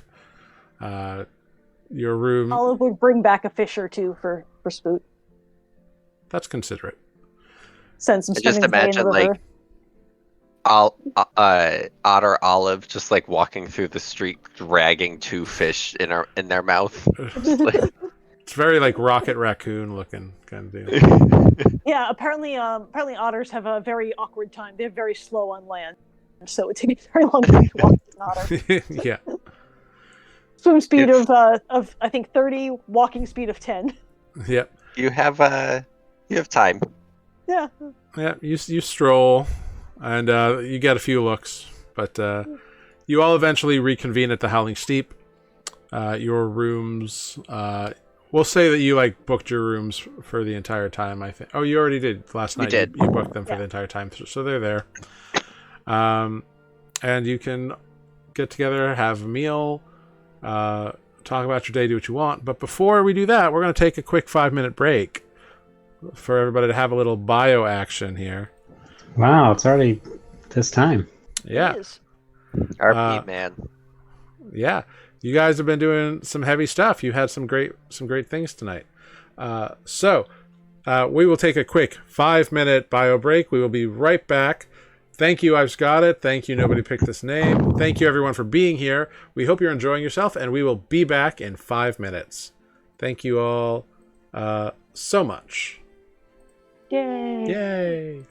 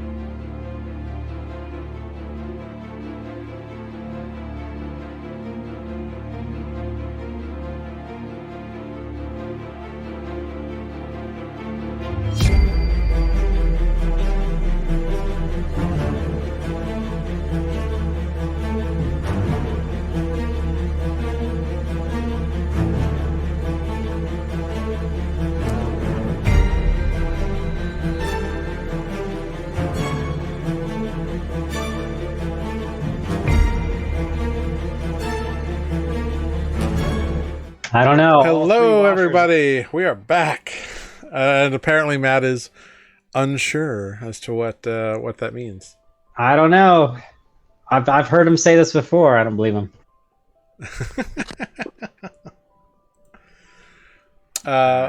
Continue. Sorry. Hello, I've got it. Yes, we are back. Hi, back. Hello. Where we were picking up, you had all spent a day focusing on things of your own interest, Ken, and the day has gone by. You have reconvened. Is there anything you want to do in this evening together? Or anything you wish to discuss?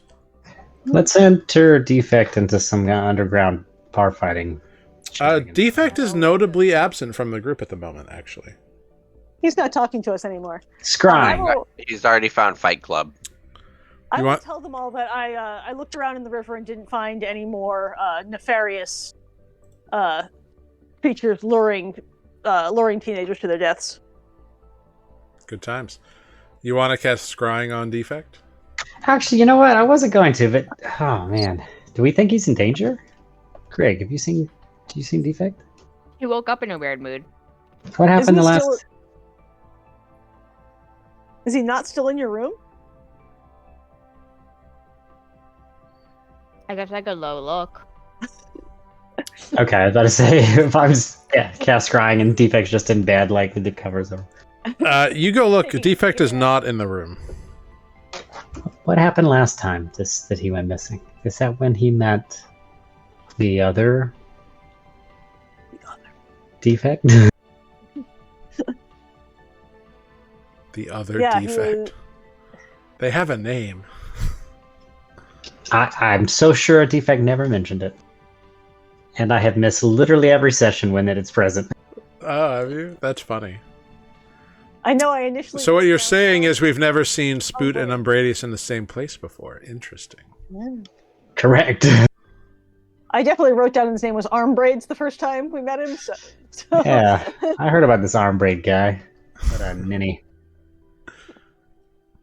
Yeah, you know what? I'm just curious now to see what the DM is up to. I'm gonna cast Scrying on Defect just to make sure he's safe. All right, and I believe he gets a Wisdom saving throw. He does, but good luck. I feel like there's modifiers on that thing. Yep. With a 13, I don't think he fail. I think he fails. Yeah, sorry, Defect. Yeah, so you see Defect standing under an eave. Like, you can tell he's like under like an eave or something.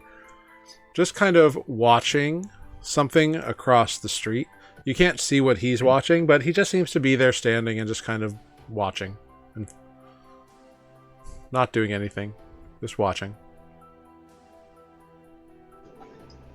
If I'm casting Scry, do I get the sense... Would I get the sense as... You know, because he's been scryed on before by someone else. Would I get the sense that there's no scry nearby? That'd be even possible to sense through scry? You would have no idea or clue on how to achieve that.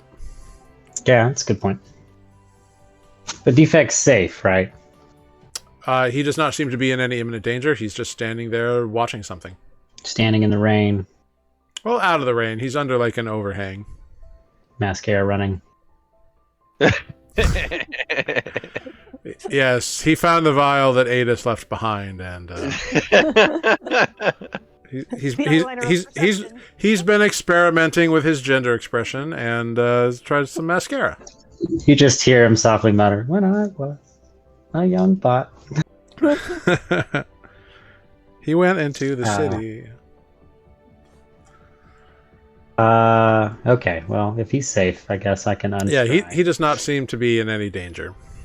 And you watch him for 10 minutes, and he just stands there watching, occasionally, like, turning his head slightly, one way or another, but never attacking or being attacked or anything like that. 10 minutes starts to feel a little exploitative. Maybe I shorten it a bit, and once I'm certain that he's just in a mood and not kidnapped. Mm-hmm. Oh, what's that song he's listening to? Come Clean by Hilary Duff. I don't know the song, but I bet that was funny. The Good opening. Okay. But yeah. So Defect seems to be fine. He's just doing his own thing at the moment.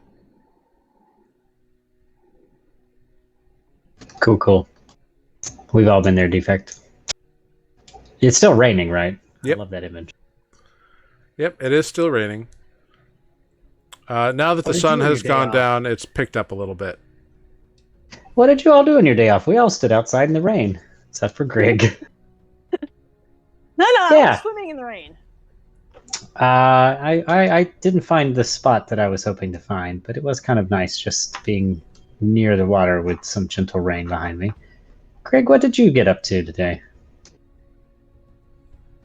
Oh, just hung out. I went and ate some soup. Well, what kind of soup? It was mediocre soup.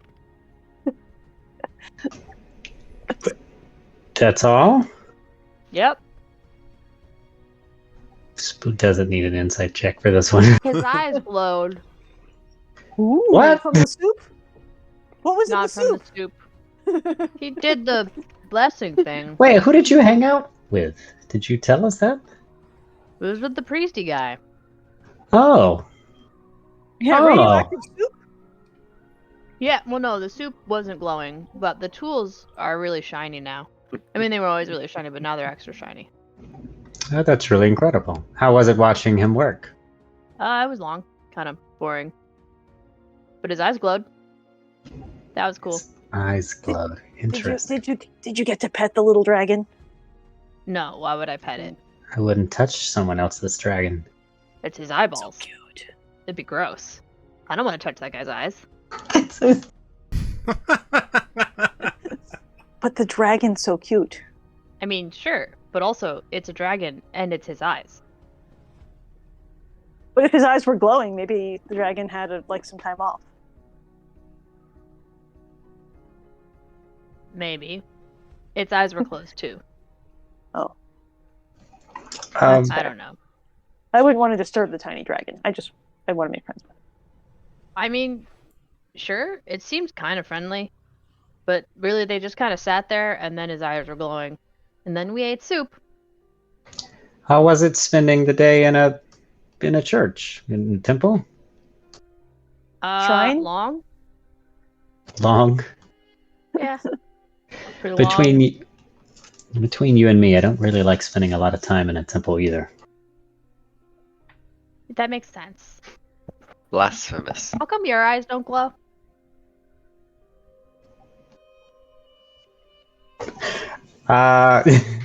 Imagine Spoot does get like a bemused expression. I mean, don't we're know. talking about gods. You talk about yours all the time, but your eyes don't glow. Maybe it's the dragon. Spoot doesn't have a dragon. Maybe the dragon makes his eyes glow. This is true. I don't have a dragon. Probably a magical dragon. If I had to Maybe bet. he's just channeling a different kind of magic. Yeah, the magic we get from our deities is not always the same. Aren't all dragons magical? Well, yeah, that's a good point. Yes, but I'm saying maybe he's using a different kind of spell than maybe Spoot has access to. Yeah, this is true. He may have access to something that I couldn't understand because of his connection with his deity. Fair. Did you curious about his?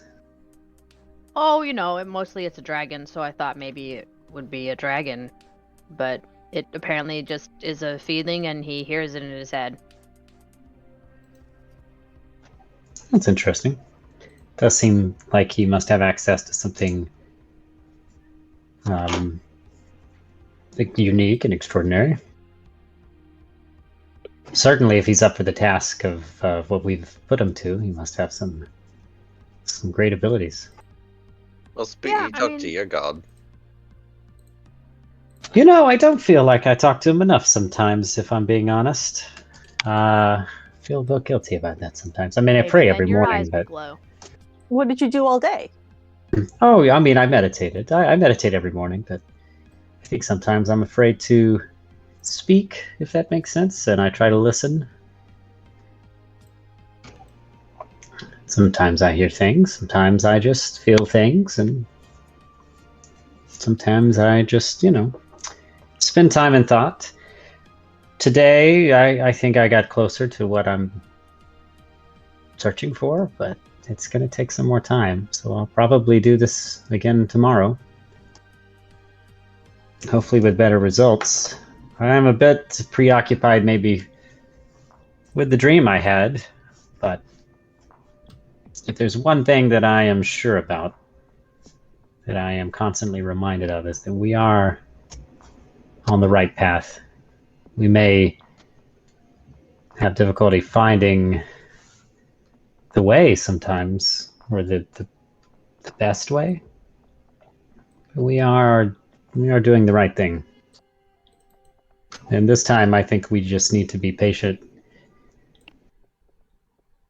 That's the second time you brought up your dream today. Clearly, you want to talk about it. I thought I already did. Did you? Is there more you'd like to tell us about this? I tried. Oh, you all heard it. Come on.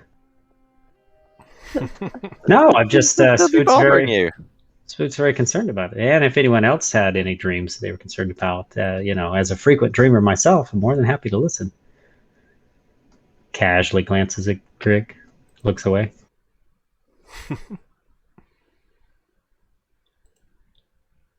It can be in private. Speaking of, I believe I'm going to retire early. Maybe eat something and then go to bed. Yeah, sitting in the rain is exhausting.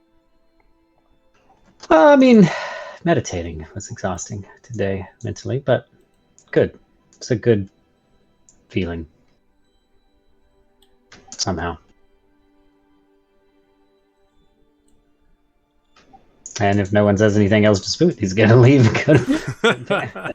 Yeah. Fair. I'm just gonna rest. Awkward. Spook's like, nope. All right. I'm the only dreamer. Cool. As Spoot awkward turtles away, about 5 minutes goes by, and a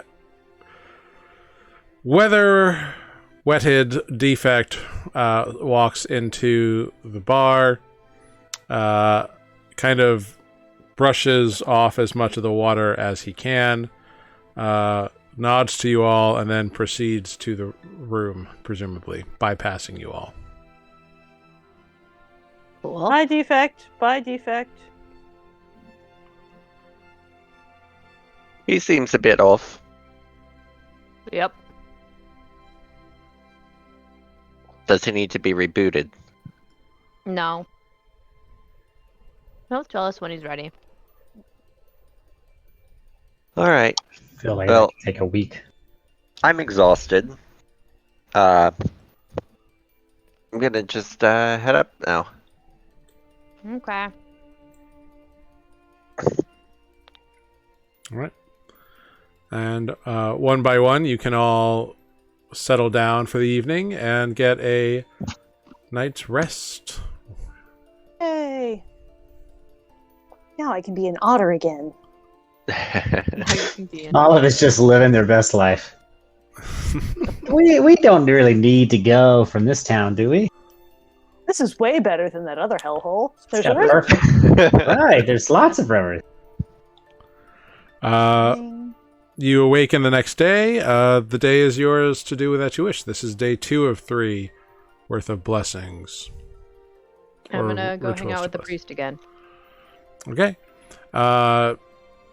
It seems like this time they're not as surprised to see you this time. And the day pretty much is a continuation of what it was the previous day. And the whole day, I'm gonna do my best to stare at the dragon statue and be like, "Hello, Platinum Hope. Hello. Hello. Hello." Verbally or mentally? I was like, is this out loud? Okay. I'm Okay. I'm just gonna sit there staring. Hello. All right. You do that. What do the rest of you wish to do? Is that all it took for Spook to have some kind of idle, he could just split. But like, this is an old man with a stick. This is my guy. I've been told that this specific thing is extremely necessary to this wider thing. Like, it fits into all these pieces. I'm like, okay, so this is all very real. It's part of a recipe to destroy a thing after research.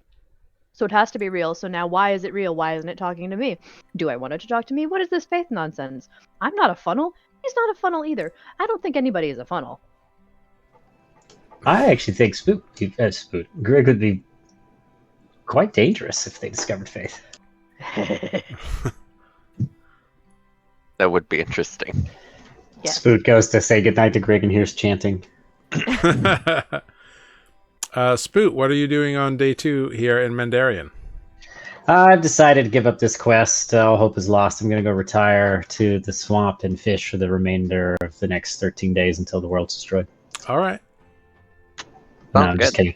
I'm going to attempt to find a slightly better spot to meditate in the hopes that I might achieve even more progress. Cool. The rain is a little lighter today, but still present, so go ahead and make an investigation check. That's okay. I like the rain. Or something like that. Rain never bothered me anyhow. That's what it is. Anywho. And I would like to add a know the truth for Sure. 4 points of proficiency damage. Okay. With a 14, you were down by the docks yesterday. You kind of veer off and kind of go to the other side where the docks aren't being built yet. And it's more residential out here at the moment, but it's nice. And you find a bunch of rocks that are kind of out and away from most of the hustle and bustle. But yeah, it's pretty solo. Pretty isolated. Solitary. I love that I got exactly one more than yesterday. One step closer. Yep. And you sit down and begin your meditations. What are you focusing on today? Well, that's a good question. So yesterday I was focusing on my journey under the something Spire Mountains, the exact name. Threat That's Spire. Threat Spire. And I was going to say dangerous. I was so close. The Danger Spire. Danger Spire. Danger Mountains. I mean, did I feel like I still have somewhere to go there? Because I can just pick up where I left off, right? Go back to recount that journey, try to catch up and see. So Or you did you I feel make like you some- meditated on like the generalities of it, but there's a lot of ways you could go to like get deeper focus on. It's up to you. Feel free to look at your notes and reference your dream or whatever, and we'll come back to you. Olive, what are you up to this second day? Oh golly, yesterday was so much fun. I think today I might be something maybe more like a dolphin and go swimming in Triangle Bay. Okay. Yeah, you Just, can. you know. Say a pink river dolphin. Yeah. Just looking for anything that's particularly interesting, seeing if there's any more ruins as the river turns into like the delta there. Sure. Yeah, like I'm sort of like more in the harbor, not like. Yeah, so you transform into an orange Old Bay dolphin and dive right in. Yeah, I'm just looking for more interesting ruins, any other evidence of ancient civilization or evidence of weird fae or fiend water things that might be. Cool. Go ahead, roll an investigation check for Dolphiny. For your Oh, dolphineering. hey, look at that. Dirty 20. Great. Apparently dolphins can investigate better than otters. And Nereus, what is your plans for the day? I'm just gonna be up to the same stuff today. Also, Okay. just gonna go walk there this time and try to get less attention. Okay. Good to know. So you walk through the crowd, and it's a different experience walking through the crowd than flying above it. In a lot of ways, it reminds you of the pleasant parts of Laurenton. People are like waving to people they know, which is a very familiar sensation to you. You grew up in a city like this. But what's lacking is there's no delineation of neighborhoods or sections like Laurenton does have. This is much more open, and everybody goes where they feel they need to go. Shops are on the main road. Shops are back on the far end. There's bars on the main road. There's bars in back alleys. It's a familiar yet different experience. There's a lot of, we've talked about the population here before. It's a wide range of folks. A lot of human, elven, orcish descended type of folk. A lot of halflings. A few gnomes. There's a surprisingly large contingent of dragonborn as well. But you don't see more than like one tiefling throughout the day as you make your way. Tieflings are not a common sight here for whatever reason. But the tiefling you do see is not treated badly. They just don't appear to occupy this locality very much. Interesting. Yeah.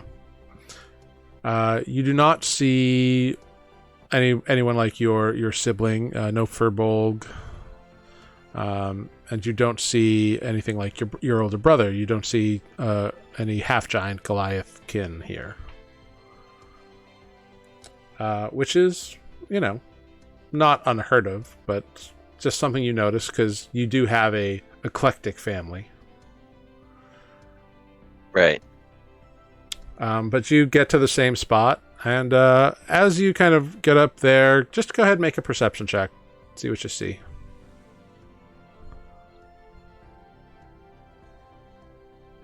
$13.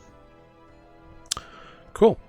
Yeah, looking around, you see people going about their day. You see, you do notice kind of on your way, you notice a sign for what appears to be a magic shop of some kind, called Maripol's Magical Mixers. You don't know what it is, but you can note it down for later if you want to check out that. I'm gonna make boot feet on Haggy. Just a minute. You also notice that this wide stretch of the main roadway here seems to be colloquial called Mercantile Ave. It seems like there's all kinds of shops in this specific area. But yeah. That is what you see with a 13. And you can go up to the rooftop again fairly easily. If you just kind of hop yourself up there, no one's going to notice. Yeah. I'll do that with my 8 strength. Yep. You can punk up there. And you're going to do the same kind of deal, just kind of focusing on your blood vial. Yeah, just channeling the higher level transmutation magics. It's as much as I can into it. Yeah, very cool. All right, so you do so.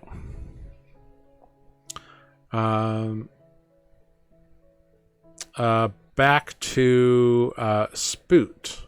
Have you chosen a direction to focus your meditations today? Oh boy. Well, I've looked back over the notes. Back to that journey. I'm trying to put some pieces together based on the dream I had. So my mind is going back to a couple of things I found in the journals. One in particular is about this entity that formed that needed a physical body. They mentioned having a better body, a stronger avatar for our greatness. And then I think about the fact that Algar was mentioned in the stream. And I'm wondering if there's a connection. And then I think I'm thinking there. I've gotten a couple of hints on Shuzaxa. That keeps coming back to me. both in that moment that I was there with Agarin, Garen. because Shuzaxa mentioned Craghold to the north being restored and completing a bargain it made. And then again, I had a dream about like rethinking about that time at the library. And he's talking about the red shard, a bargain, Craiglorn, and killing an elf in service to a shade, which I don't know if I know about that. So anyway, these are where my thoughts were. I'm trying to connect the pieces of the and then also thinking about the black clad individuals and where we've seen them as they've resurfaced again in this dream. Okay. Fair enough. Good to know. I know it's a lot, but these are the things I'm trying to put together from my notes. Sure, yeah. As you focus on this wide net of things, you feel like you're trying to catch too much with this form of meditation. The form of meditation you were taught wasn't necessarily aligning the clues. It was about retrieval of information.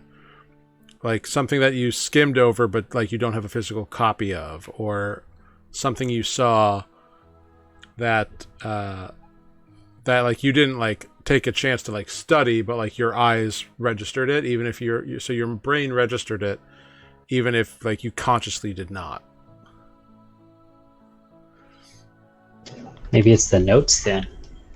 It's I guess I did a lot of reading in that place. Well, you have the physical copies of the notes that you took. Oh, that's true. You get the sense that you should be focusing more. Well, make a history or religion check, your choice.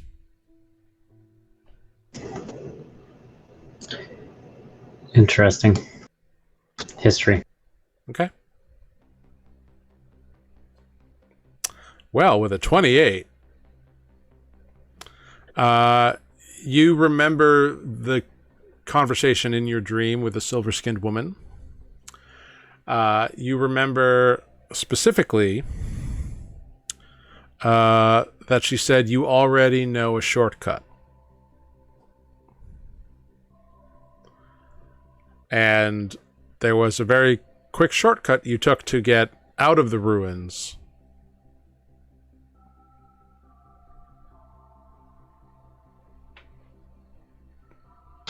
Yeah, there was that teleportation circle that took us to the bar in the town before I met Nereus. Yep.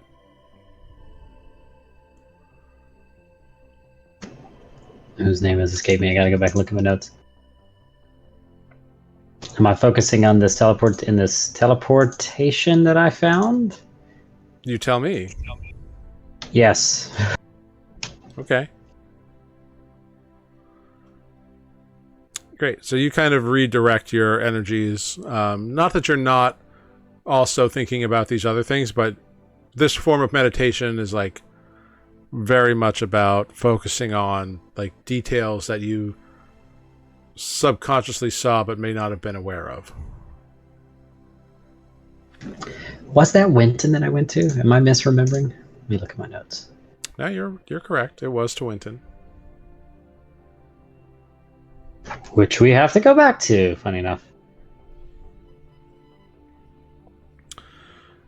But yeah, so you kind of spend a couple hours thinking about all these possibilities, and then you breathe deep, focus on your dream, and kind of redirect to the things that your mind registered but you did not. And you begin to think about shortcuts and travel, and you're like, oh, teleportation circle. And if there was a teleportation circle there, and it was close by, maybe that's a possibility. But through your knowledge of teleportation circles via Nereus, you know that you need the coordinates or the code or whatever it is. So you choose to meditate on that. And you spend the rest of the day doing so. Olive, as a dolphin, you thoroughly explore this northern tip of Triangle Bay with your echolocation and your investigation. You do some like flips through the air and dive down. There are a few like sunken wrecks down here that are really, really old. Some that are like newer. Triangle Bay is one of those kinds of bays that's like a deep drop off. Like it's almost like sheer in a way. Like it's gradual out to about 70 feet off of the coastline, and then it just quickly drops down, as though like pieces of it were like pulled up and moved somewhere. Ooh. So it gets deep really quick. And deep down in the dark, you find a foundation. Stone that has been worn away smooth. You find a pillar that's half toppled over, broken, also fairly worn smooth through tides rushing over it for unknown centuries. Mm-hmm. So, some form of ruins was once here. You find a statue that the form is difficult to make out at best. Someone who's like trained in like stonemasonry may be able to sort it out, but it's really just worn so super smooth that you found it, but it could be a person, it could be an animal. It's just kind of worn away a lot, and encrusted with various like barnacle sea life sort of stuff. There's deep seaweed that's like a good like 8 feet, 10 feet tall in places. It's quite interesting and kind of eerily beautiful and magical, but not occupied by anything other than fish or an eel. Yeah, that's She'll what do some nice sightseeing. Mhm. She'll think about catching some fish for spoot and then decide to eat them herself. Fair enough. Wait, did you give me the fish last night?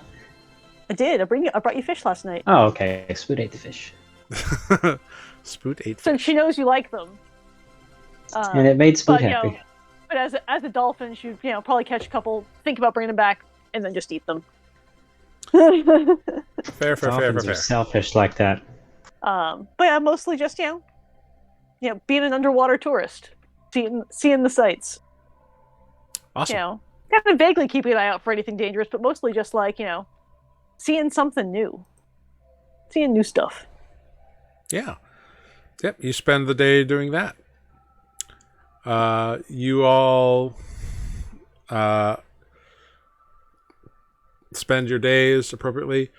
Greg, once again, Sanjay completes his blessing rituals and turns to you and says, "Well, that's 2 down. Would you care for soup?" Okay. What did the god say today? These are not so much conversations as they are pleas and feelings and impulses and energies. I believe that the Platinum Hope is approving of this mission, and so has granted me the ability to imbue these tools with their essence.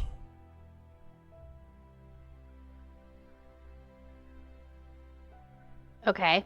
That's very vague. Deities usually are in some ways. Mm-hmm. It is hard to Okay. grasp the intentions of something so grand and so beyond us. That's fair.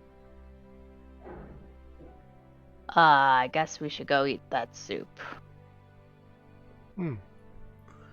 And you go, and today's soup is much like yesterday's, but it's got some fish and vegetables in it today and is less of a noodly broth.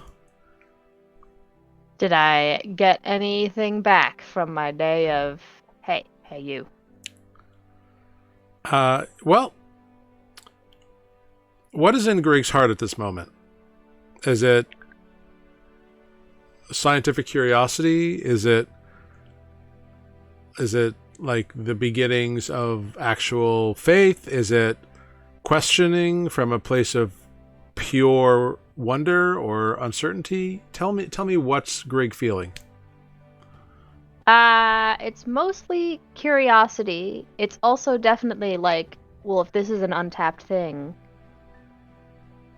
it's not like pure self-interest, because it's also just kind of like, that's cool. Clearly this is a thing that's real. I'm looking for proof that it's real more than anything else. Is this real? He said it could be real for me, so why isn't it real for me? Hello? Are you there? Yeah. You're in the room. A day goes by of you placing your collect call, and at the end of the day, you don't feel any significant change or difference. You didn't get any verbal answer or response. Okay. As you eat soup, you do notice that Sanjay does pull certain choice pieces of fish out of the soup and feeds them directly to Promise. Cute. Mm-hmm. Nereus, you finish up your expenditure, your magics, your spell slots all funneled into this thing.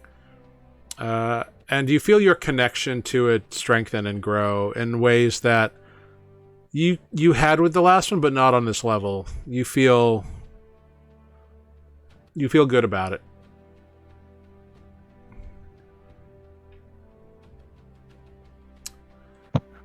Okay. Yeah, like it's like you get the sense that you're doing something to improve an item that was crafted for you out of you in a weird way. You're using your own magics to unlock more potential.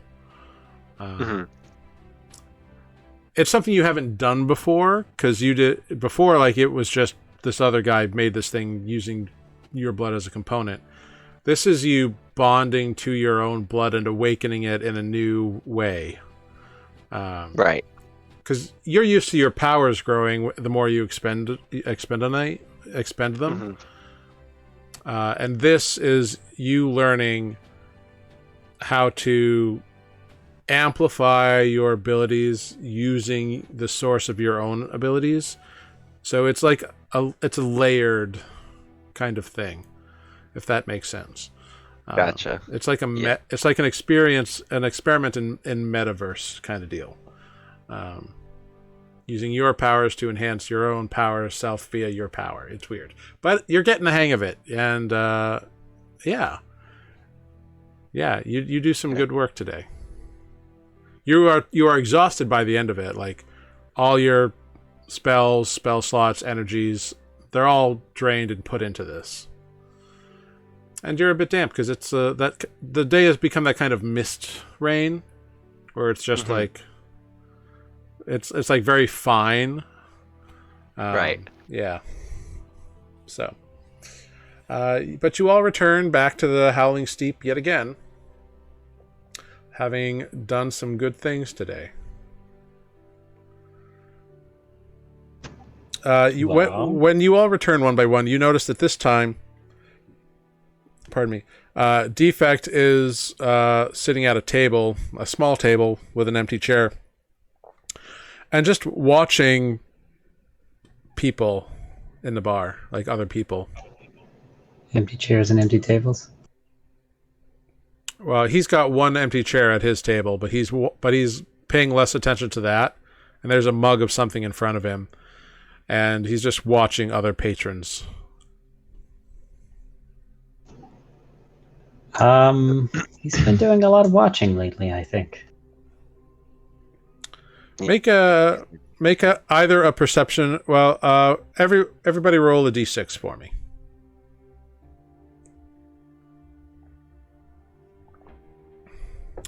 All with a 4. Unnatural Two. 6. Again. Again. And I roll a 2. Cool. Again. Yeah. Yahtzee. So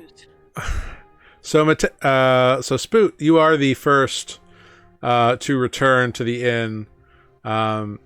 So you can make either a perception or an insight check as you see your friend Defect staring at other people. Oh, interesting. Perception or insight. Oh.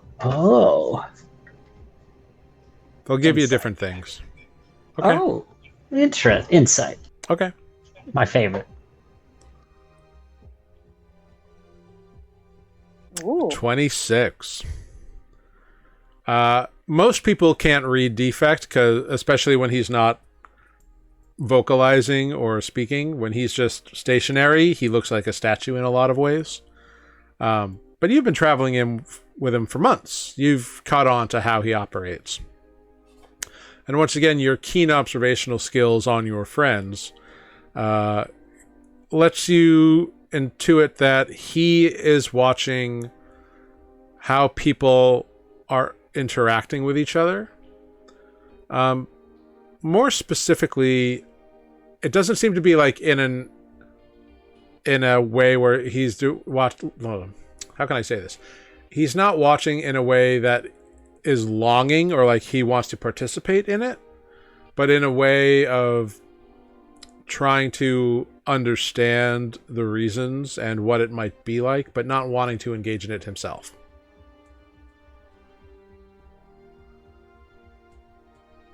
Like his purpose is to see the results, not necessarily to engage. If that makes sense.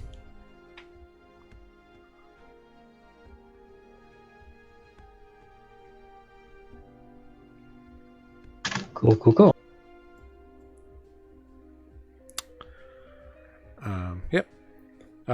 Olive arrives next a few minutes later, and then Grig and Nereus, you both return to the Howling Steep pretty much at the same time.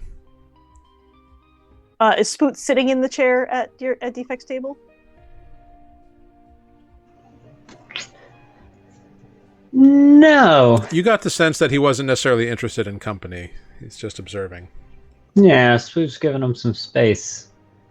Olive's going to sit in that chair. Across from Defect? Yep. Okay. Spoot's just like... Olive's going to say hey and sit in the chair. She's not going to talk to him or anything. He looks like he's busy, but she's going to sit in the chair. Yeah, he just says hi, and then keeps glancing around at other tables. Olive's just going to sit there. She's going to also look around and see, if she can figure out what he's looking at. Yeah. Make a perception check. Doo-ba-doo-ba-doo. That. Dirty 20. Okay. You look over, and at first you see him looking at a table that has a young man and a young woman, a human couple, talking. Like the human woman has her hands like on top of the man's hands, and she's leaning in and seems to be interested in in the conversation between her and him. His eyes dart over, and there's a half-elven man with a dark-skinned human man in a similar discussion, except instead of being across the table, they are sitting next to each other, and you can see that the half-elven man's hand is like on the shoulder, like around the shoulders of the darker-skinned human man. And he watches them for quite a while, and then glances over to a third grouping, which seems to be a group of 3 people. There's a human woman, an orcish woman, and it's hard to tell, maybe a half-elven man, or maybe someone of gnomish or halfling descent, because he's short, but he's taller than like most halflings you've seen. So it's a little hard to tell exactly his lineage. But the three of them seem to be laughing, having a good time. And occasionally one will kiss the hand of the other, or one will make a close gesture or action like a caress on the back of a hand or a squeeze of a knee or something like that. So it just seems to be going back and forth between these three groupings of people. Can I hear their conversation, or is it just too loud in here and all I can see is what they're doing? Most of their conversations are very like normal, like just talking about the day, plans to like go out later. There's some performer that's happening tonight, so they're excited to like see that as like a night out kind of thing. It's all very like mundane and very like normal run of the mill kind of stuff. Nothing sinister, nothing exceedingly quirky, I guess. Is there a wait person, or do I have to go to the bar to get a drink? No, there's a couple of servers who will like come around and get you drinks. When one comes over, I will order a cup of ale and also ask about this performance and if they can tell me anything about it. Yeah, they just explained that there is a performer, a bard, who comes and or like is on contract here. He describes him as a human. He's got messy, like spiky white hair. He's well dressed. His name is Messim the Mesmerizing. Ooh. Yeah. But he's coming. It's here. The performance is here. Yep. And as he says this, he points to a raised dais over in one corner, kind of on the edge where the mezzanine is. That like there are cots that people can sleep at. Mm-hmm. What time is it? Will it be? Like, what time is the performance? Not what time is it now? A couple hours, usually. It's usually later in the evening. Thanks. Yeah. Yeah, it drops off your ale. Great. Olive will sip her ale and try to convince everyone that they should stick around for this performance because apparently those people are excited about it. Cool. Well, the only other person at the table is Defect, and Defect seems to be focusing on other things. Not interested. Okay, fine. But your other friends have all returned and are at another table or at the bar as their choice whims. What did you do today, everyone? Just, went and watched his eyes glow again. The tools are getting shinier. Oh, that's exciting. Yeah, it's kind of neat. But a lot of waiting. Mostly. There's this one a kid who comes in to fill up the braziers, and I keep thinking he's gonna fall, but then he doesn't. Making shit up.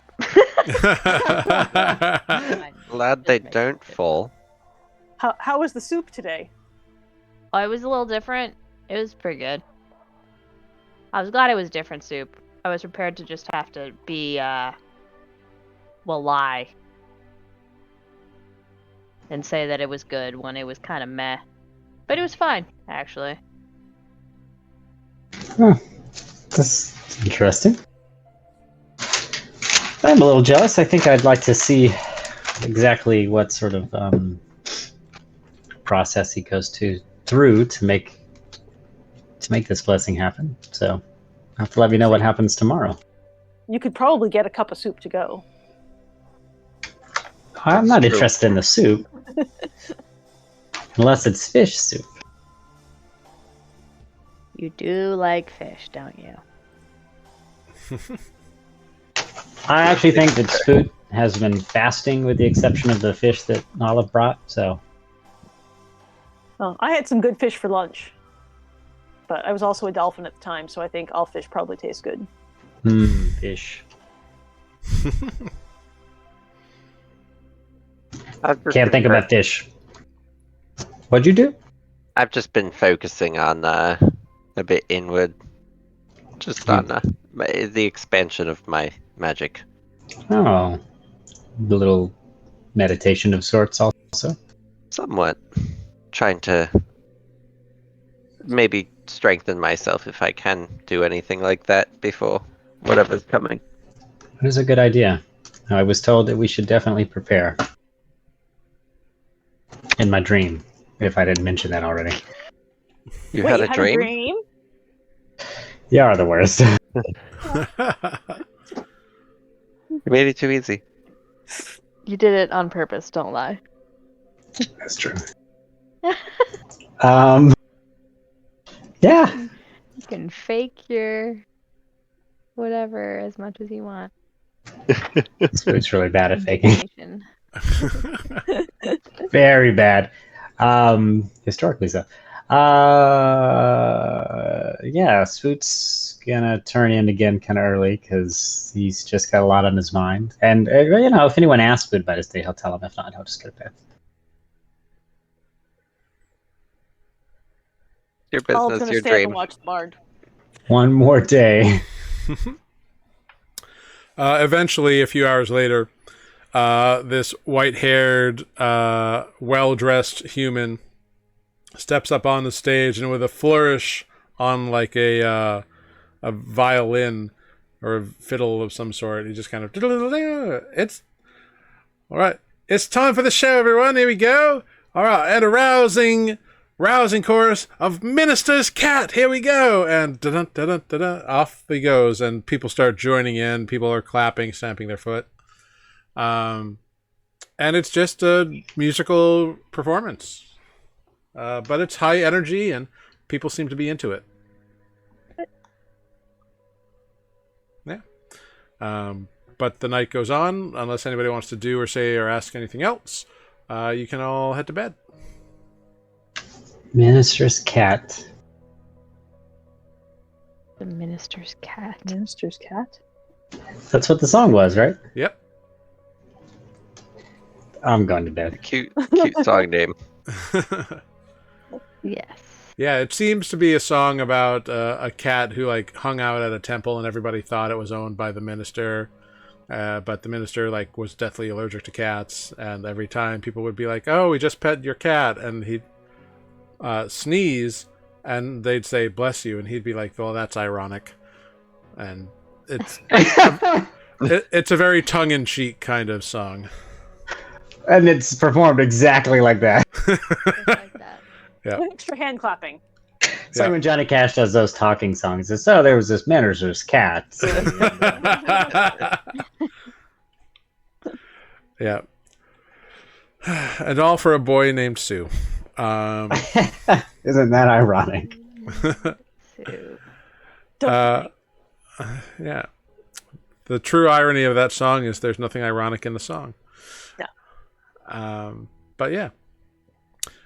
So you all get in a new or another rest, and day 3 is here, the final full day of the blessing requirements.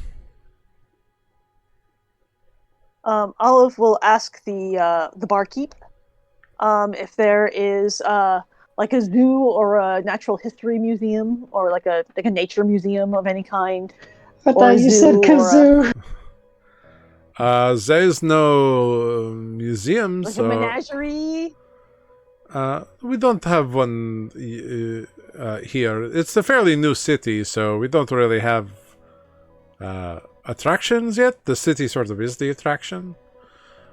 But there are a few companion sellers, people who will sell things to arcane practitioners, like a what is it? Like a pet, a familiar. Like I got Udin here from one of them a few years ago, actually. Where would I find them? They're usually just off of Mercantile Ave, the main thoroughfare, over on towards the main bridge. Okay. Olive will stay on land today and go for a walk and see if she can. She's not actually looking to buy a familiar, but she's looking for new and interesting creatures. Cool. So you head off that way. Nereus, are you planning on doing the same thing? Yeah, just gonna try to see if I can accomplish any, like if it improves any today. Cool. You head off to your location. Greg, same plan? Yep. And Spoot, same plan? Cool. Spoot, you head off to that same location, begin your meditations. What track are you focusing on today? The teleportation track? Great. Cool. Is this a trick question? Nope. It's literally me asking, what are you focusing on? Okay. Cool. So I was thinking I'd do the opposite of what Pat was advised. No, I'm just kidding. Definitely teleportation. It's up to you. You do what you want. So you're focusing on that. Olive and Nereus, I'd like you both to give me perception checks, please. 17. Great. 18. Fantastic. As you are both wandering to your destinations, both of you notice that you're being followed. Oh, fun. Can I get a glance of as by who? I was going to say by who or what.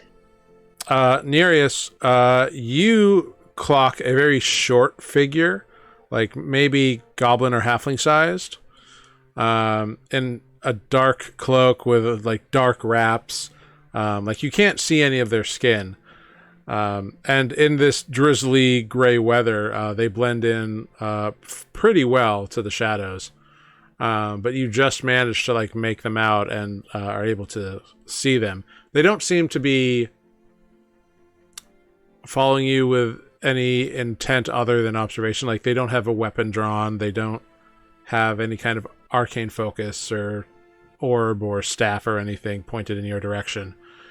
And like you turn your head and they like step back behind a corner is kind of like the deal. So it seems like they are observing you. All right, I'm going to try to dip and duck. Okay. And try to evade them. Great. Make a stealth roll. Olive, you notice what seems to be like a human-sized figure. Seems to be like fairly well dressed, with a cloak and a hood up against the rain. Chatting with people on the street, but you catch his eyes like diverting over to your direction more than once as you wander through the crowd. Of course. Olive decides that she doesn't care, that she's not doing anything that she's concerned about people seeing her do. And she's just going to wander around the shops and things and just kind of keep tabs on the person who's following. Keep track of where that person is. Mm-hmm. But just, wander amongst the shops and, be boring to watch. Yeah. Cool.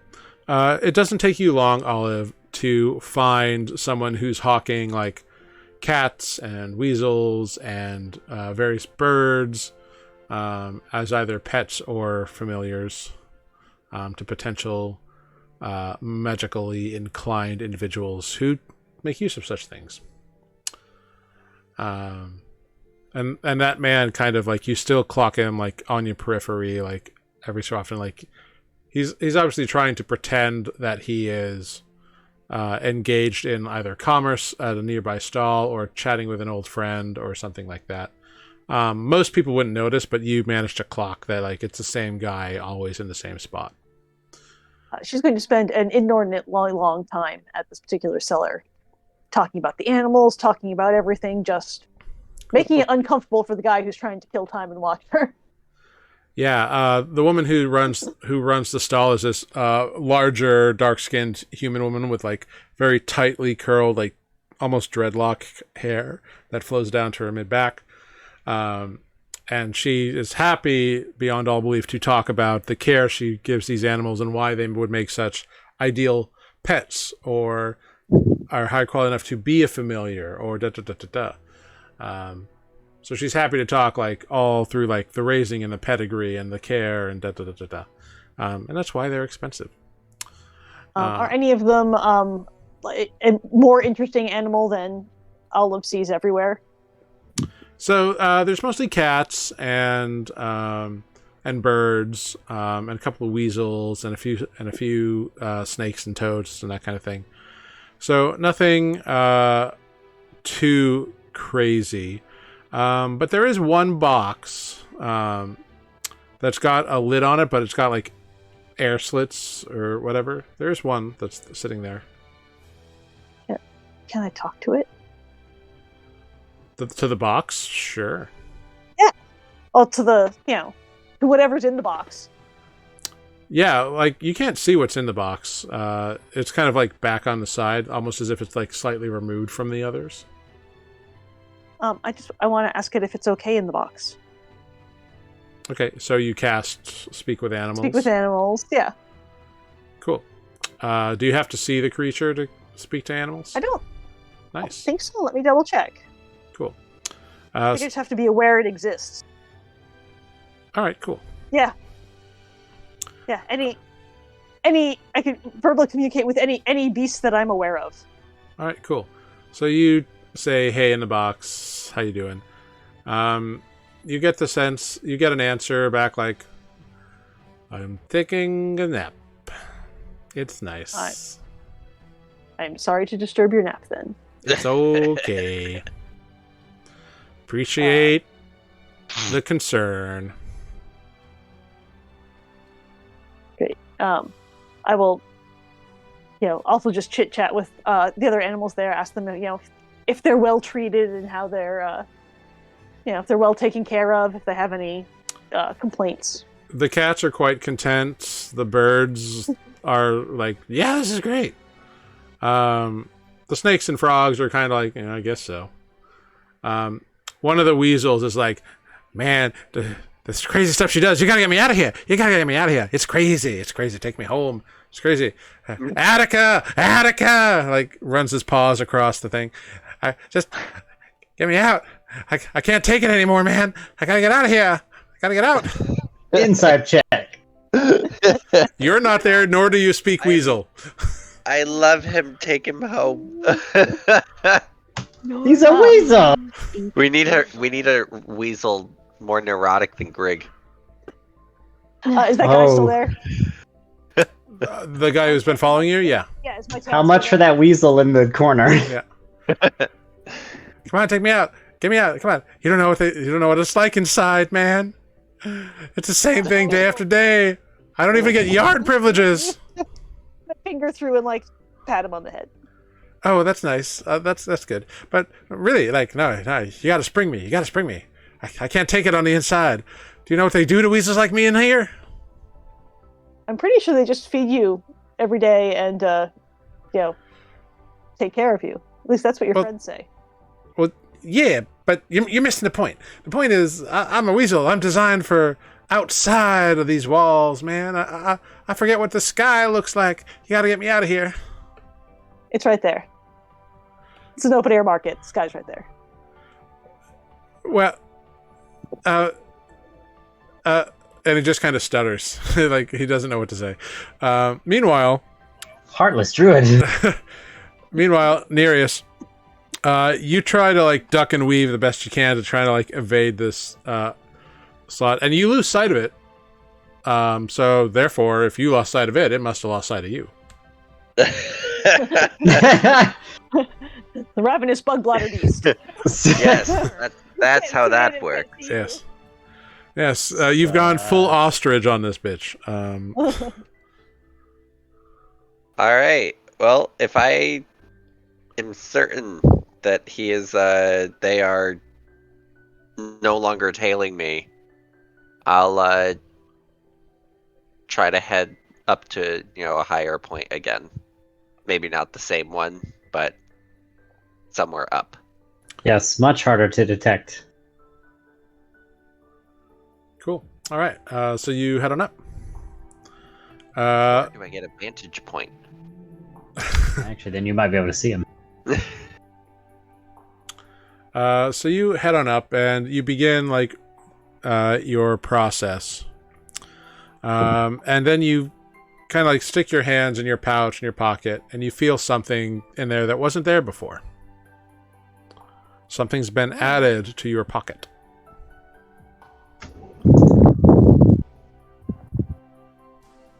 Light sizzling sounds. Is it a chapstick? Does Nereus have pockets? Do you take it out of your pouch? It's a good question. Do I have pockets? I'm sure you've got some form of belt pouch. You are suddenly aware that something else is on you or in you. Let me rephrase that. You have at least 2 pockets, and it's up to you to decide how those work.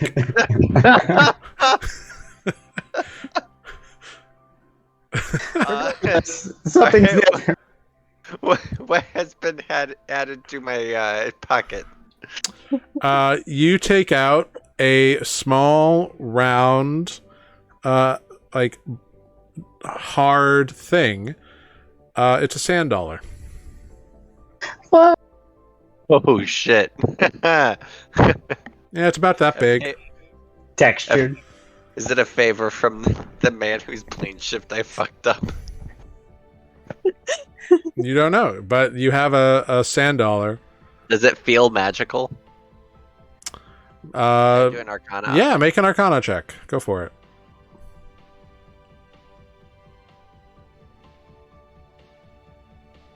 I thought I was proficient in Arcana. I have to check my character sheet again. 10. There are no runes or inscriptions on the sand dollar. But as you're looking at it, you realize that it's not a real sand dollar. It's a fake one. And it's made out of like a very like brittle wood or something. Like a coaster almost.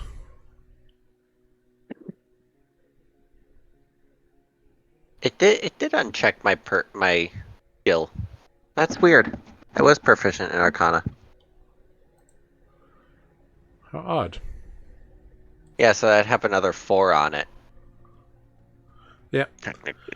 Okay. Well then. Technically. Yeah. I'll check your character sheet out and see if you can fix I did, that. And And unchecked it in my description, like in the builder background you choose. Oh, weird. Well, you still would find there's no magical essence here. It's just a really nice replica of a sand dollar. All right. Probably worth a few copper. The trap. Okay. I'll hold on to my new sand dollar. Okay. And you go about your day. Olive, you eventually finish up at this dollar, or do you? Like, the weasel is like pulling his scam on you. He's like, you gotta get me out. You gotta get me out. I'm going crazy in here. Speak with animals wears off. It's just chittering at you. It's like... That's amazing. I love this weasel. Yeah, it only lasts for 10 minutes, so... he used all of it that he could to try to... Weasel you might say? Weasel his way into your pocket. Yep. Bless you. Salute. Is my tail still there? He is, yeah. Do you get a sand dollar?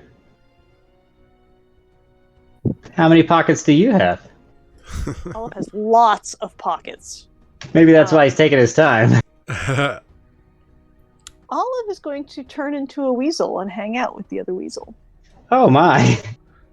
You turn into a weasel and the woman screams because you turned into a weasel right in front of her. And she's like, she's possessed! Get a priest! Get a priest! And a contingent of guards shows up, and she's like not letting you into the weasel cage because she's like, that one's a person. She's an orc. She's not a weasel. And the cops are and the guards are like, calm down, lady. Like, it's obviously a weasel. Like, no, she was an orc. And the well-dressed gentleman who's been following you comes up and says, indeed, my good guardsman, said Weasel is indeed an enchanting orcish woman who apparently has the magical ability to become a weasel. Which was quite obvious by observational skills that is what has endeavored here. I'm sure she means no harm and was simply attempting to communicate with the animals, I suppose? In the kerfuffle, I'm going to weasel off. Make a stealth check. The kerfuffle, you're going to weasel off. Weasel my way out of here. Not very well. Hey. You have been caught by one of the guards. You are in his hands. Yep. Least stealthy weasel ever. Yeah, with a 5, you are caught by the guards. It'd be very Polymorph awkward. into a- So the guard is holding you, and the well-dressed guy with like the rain cloak is like, I'm sure she meant no harm. I'm going to bite the guard. Oh my gosh! Make a bite attack as a weasel. We're just looking for trouble at this point. Yeah, sorry, hang on, I don't have a weasel handy. I wasn't planning to turn on. It was a spur of the moment thing. 13. You do not pierce the guard's armor. He's got gauntlets on. It's so cute. Look at him trying to, or her. That's fair. So the guard's like, well, if it's a real person, then it can go to a real person jail for causing a disturbance, just freaking people out. I mean, he's right. Oh, I And get a +5 to that roll as a weasel. Apparently, I finally found it. to the stealth roll? 13. No, to the bite. Oh, okay. Great. I also get a +5 to the stealth. So that Not that it helped me, but no, the stealth didn't help.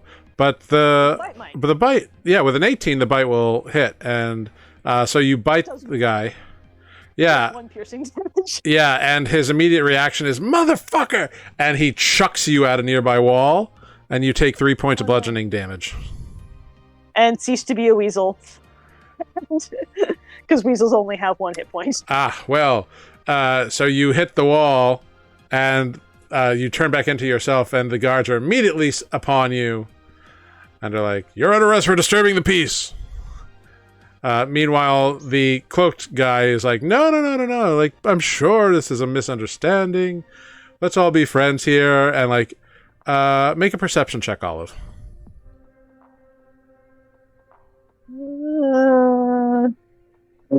Not a fucking clue. I've hit my head and I'm slightly dazed. Yeah, you're a little dazed, but you hear the guards kind of, like, agree to back off, and they kind of like back away, and this gentleman extends his hand to help you up.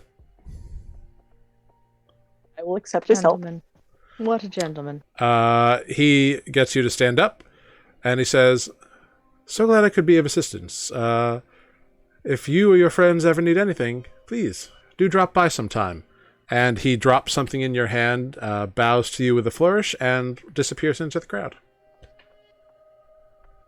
What's in my hand? Is it a sand dollar? Looking into your hand is a beautiful replica of a sand dollar. Oh, snap. And that is where we will end tonight's session of Nuuli Forged. Olive and I got invited to a secret club, and you guys did. Yeah. Fine. I'm busy communing with a dragon. Or trying to, anyway. Indeed. Olive and I are going to go off and join the mafia. Yeah, we're gonna go join You the sand would. dollar club. Yeah. You would. Weird sea life club. Yeah, hey, who knows? Who knows what's in store?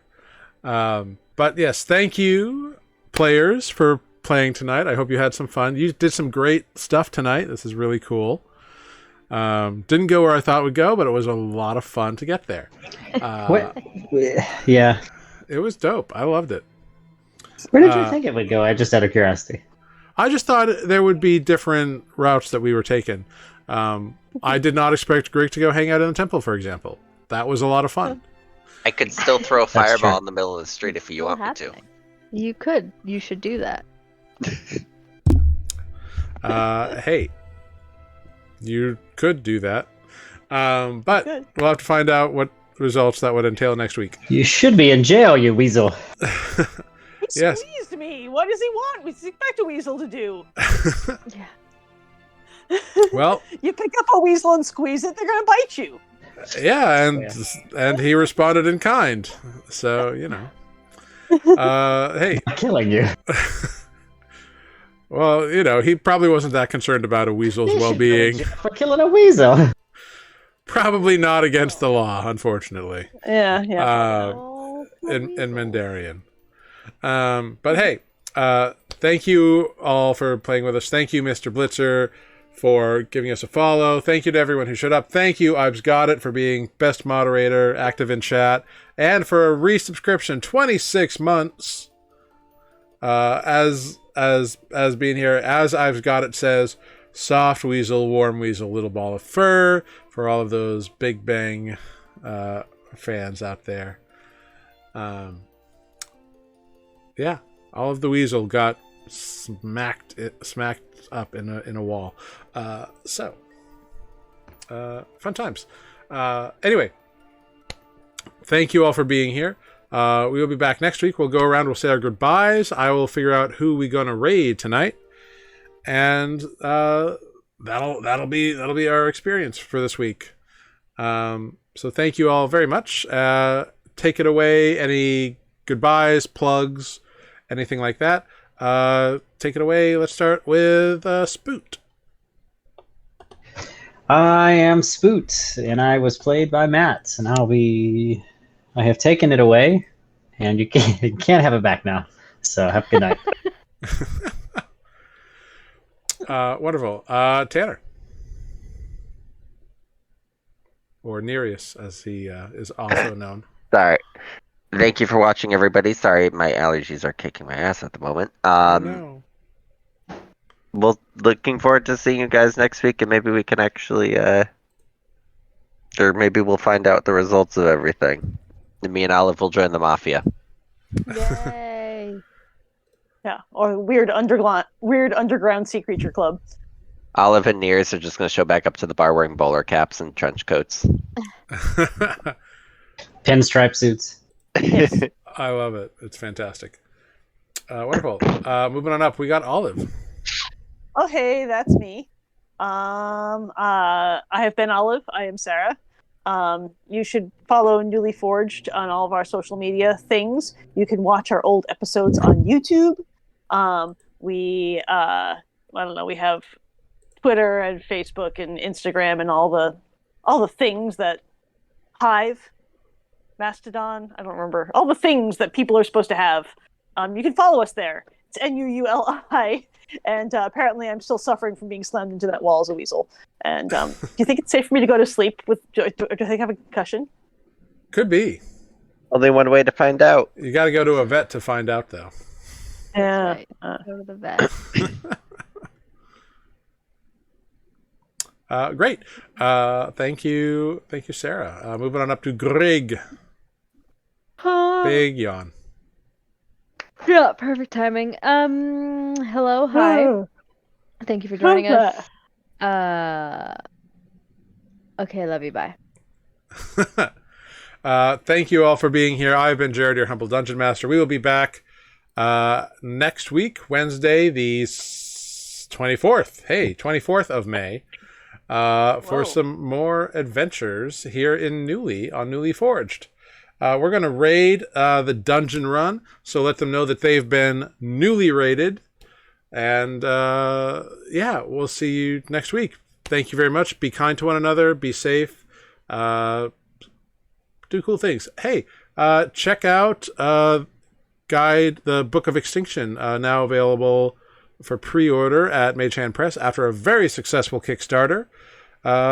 Written by friend of the show, the host of the Making a Monster podcast that I was a guest on about a year or so ago. You should check it out.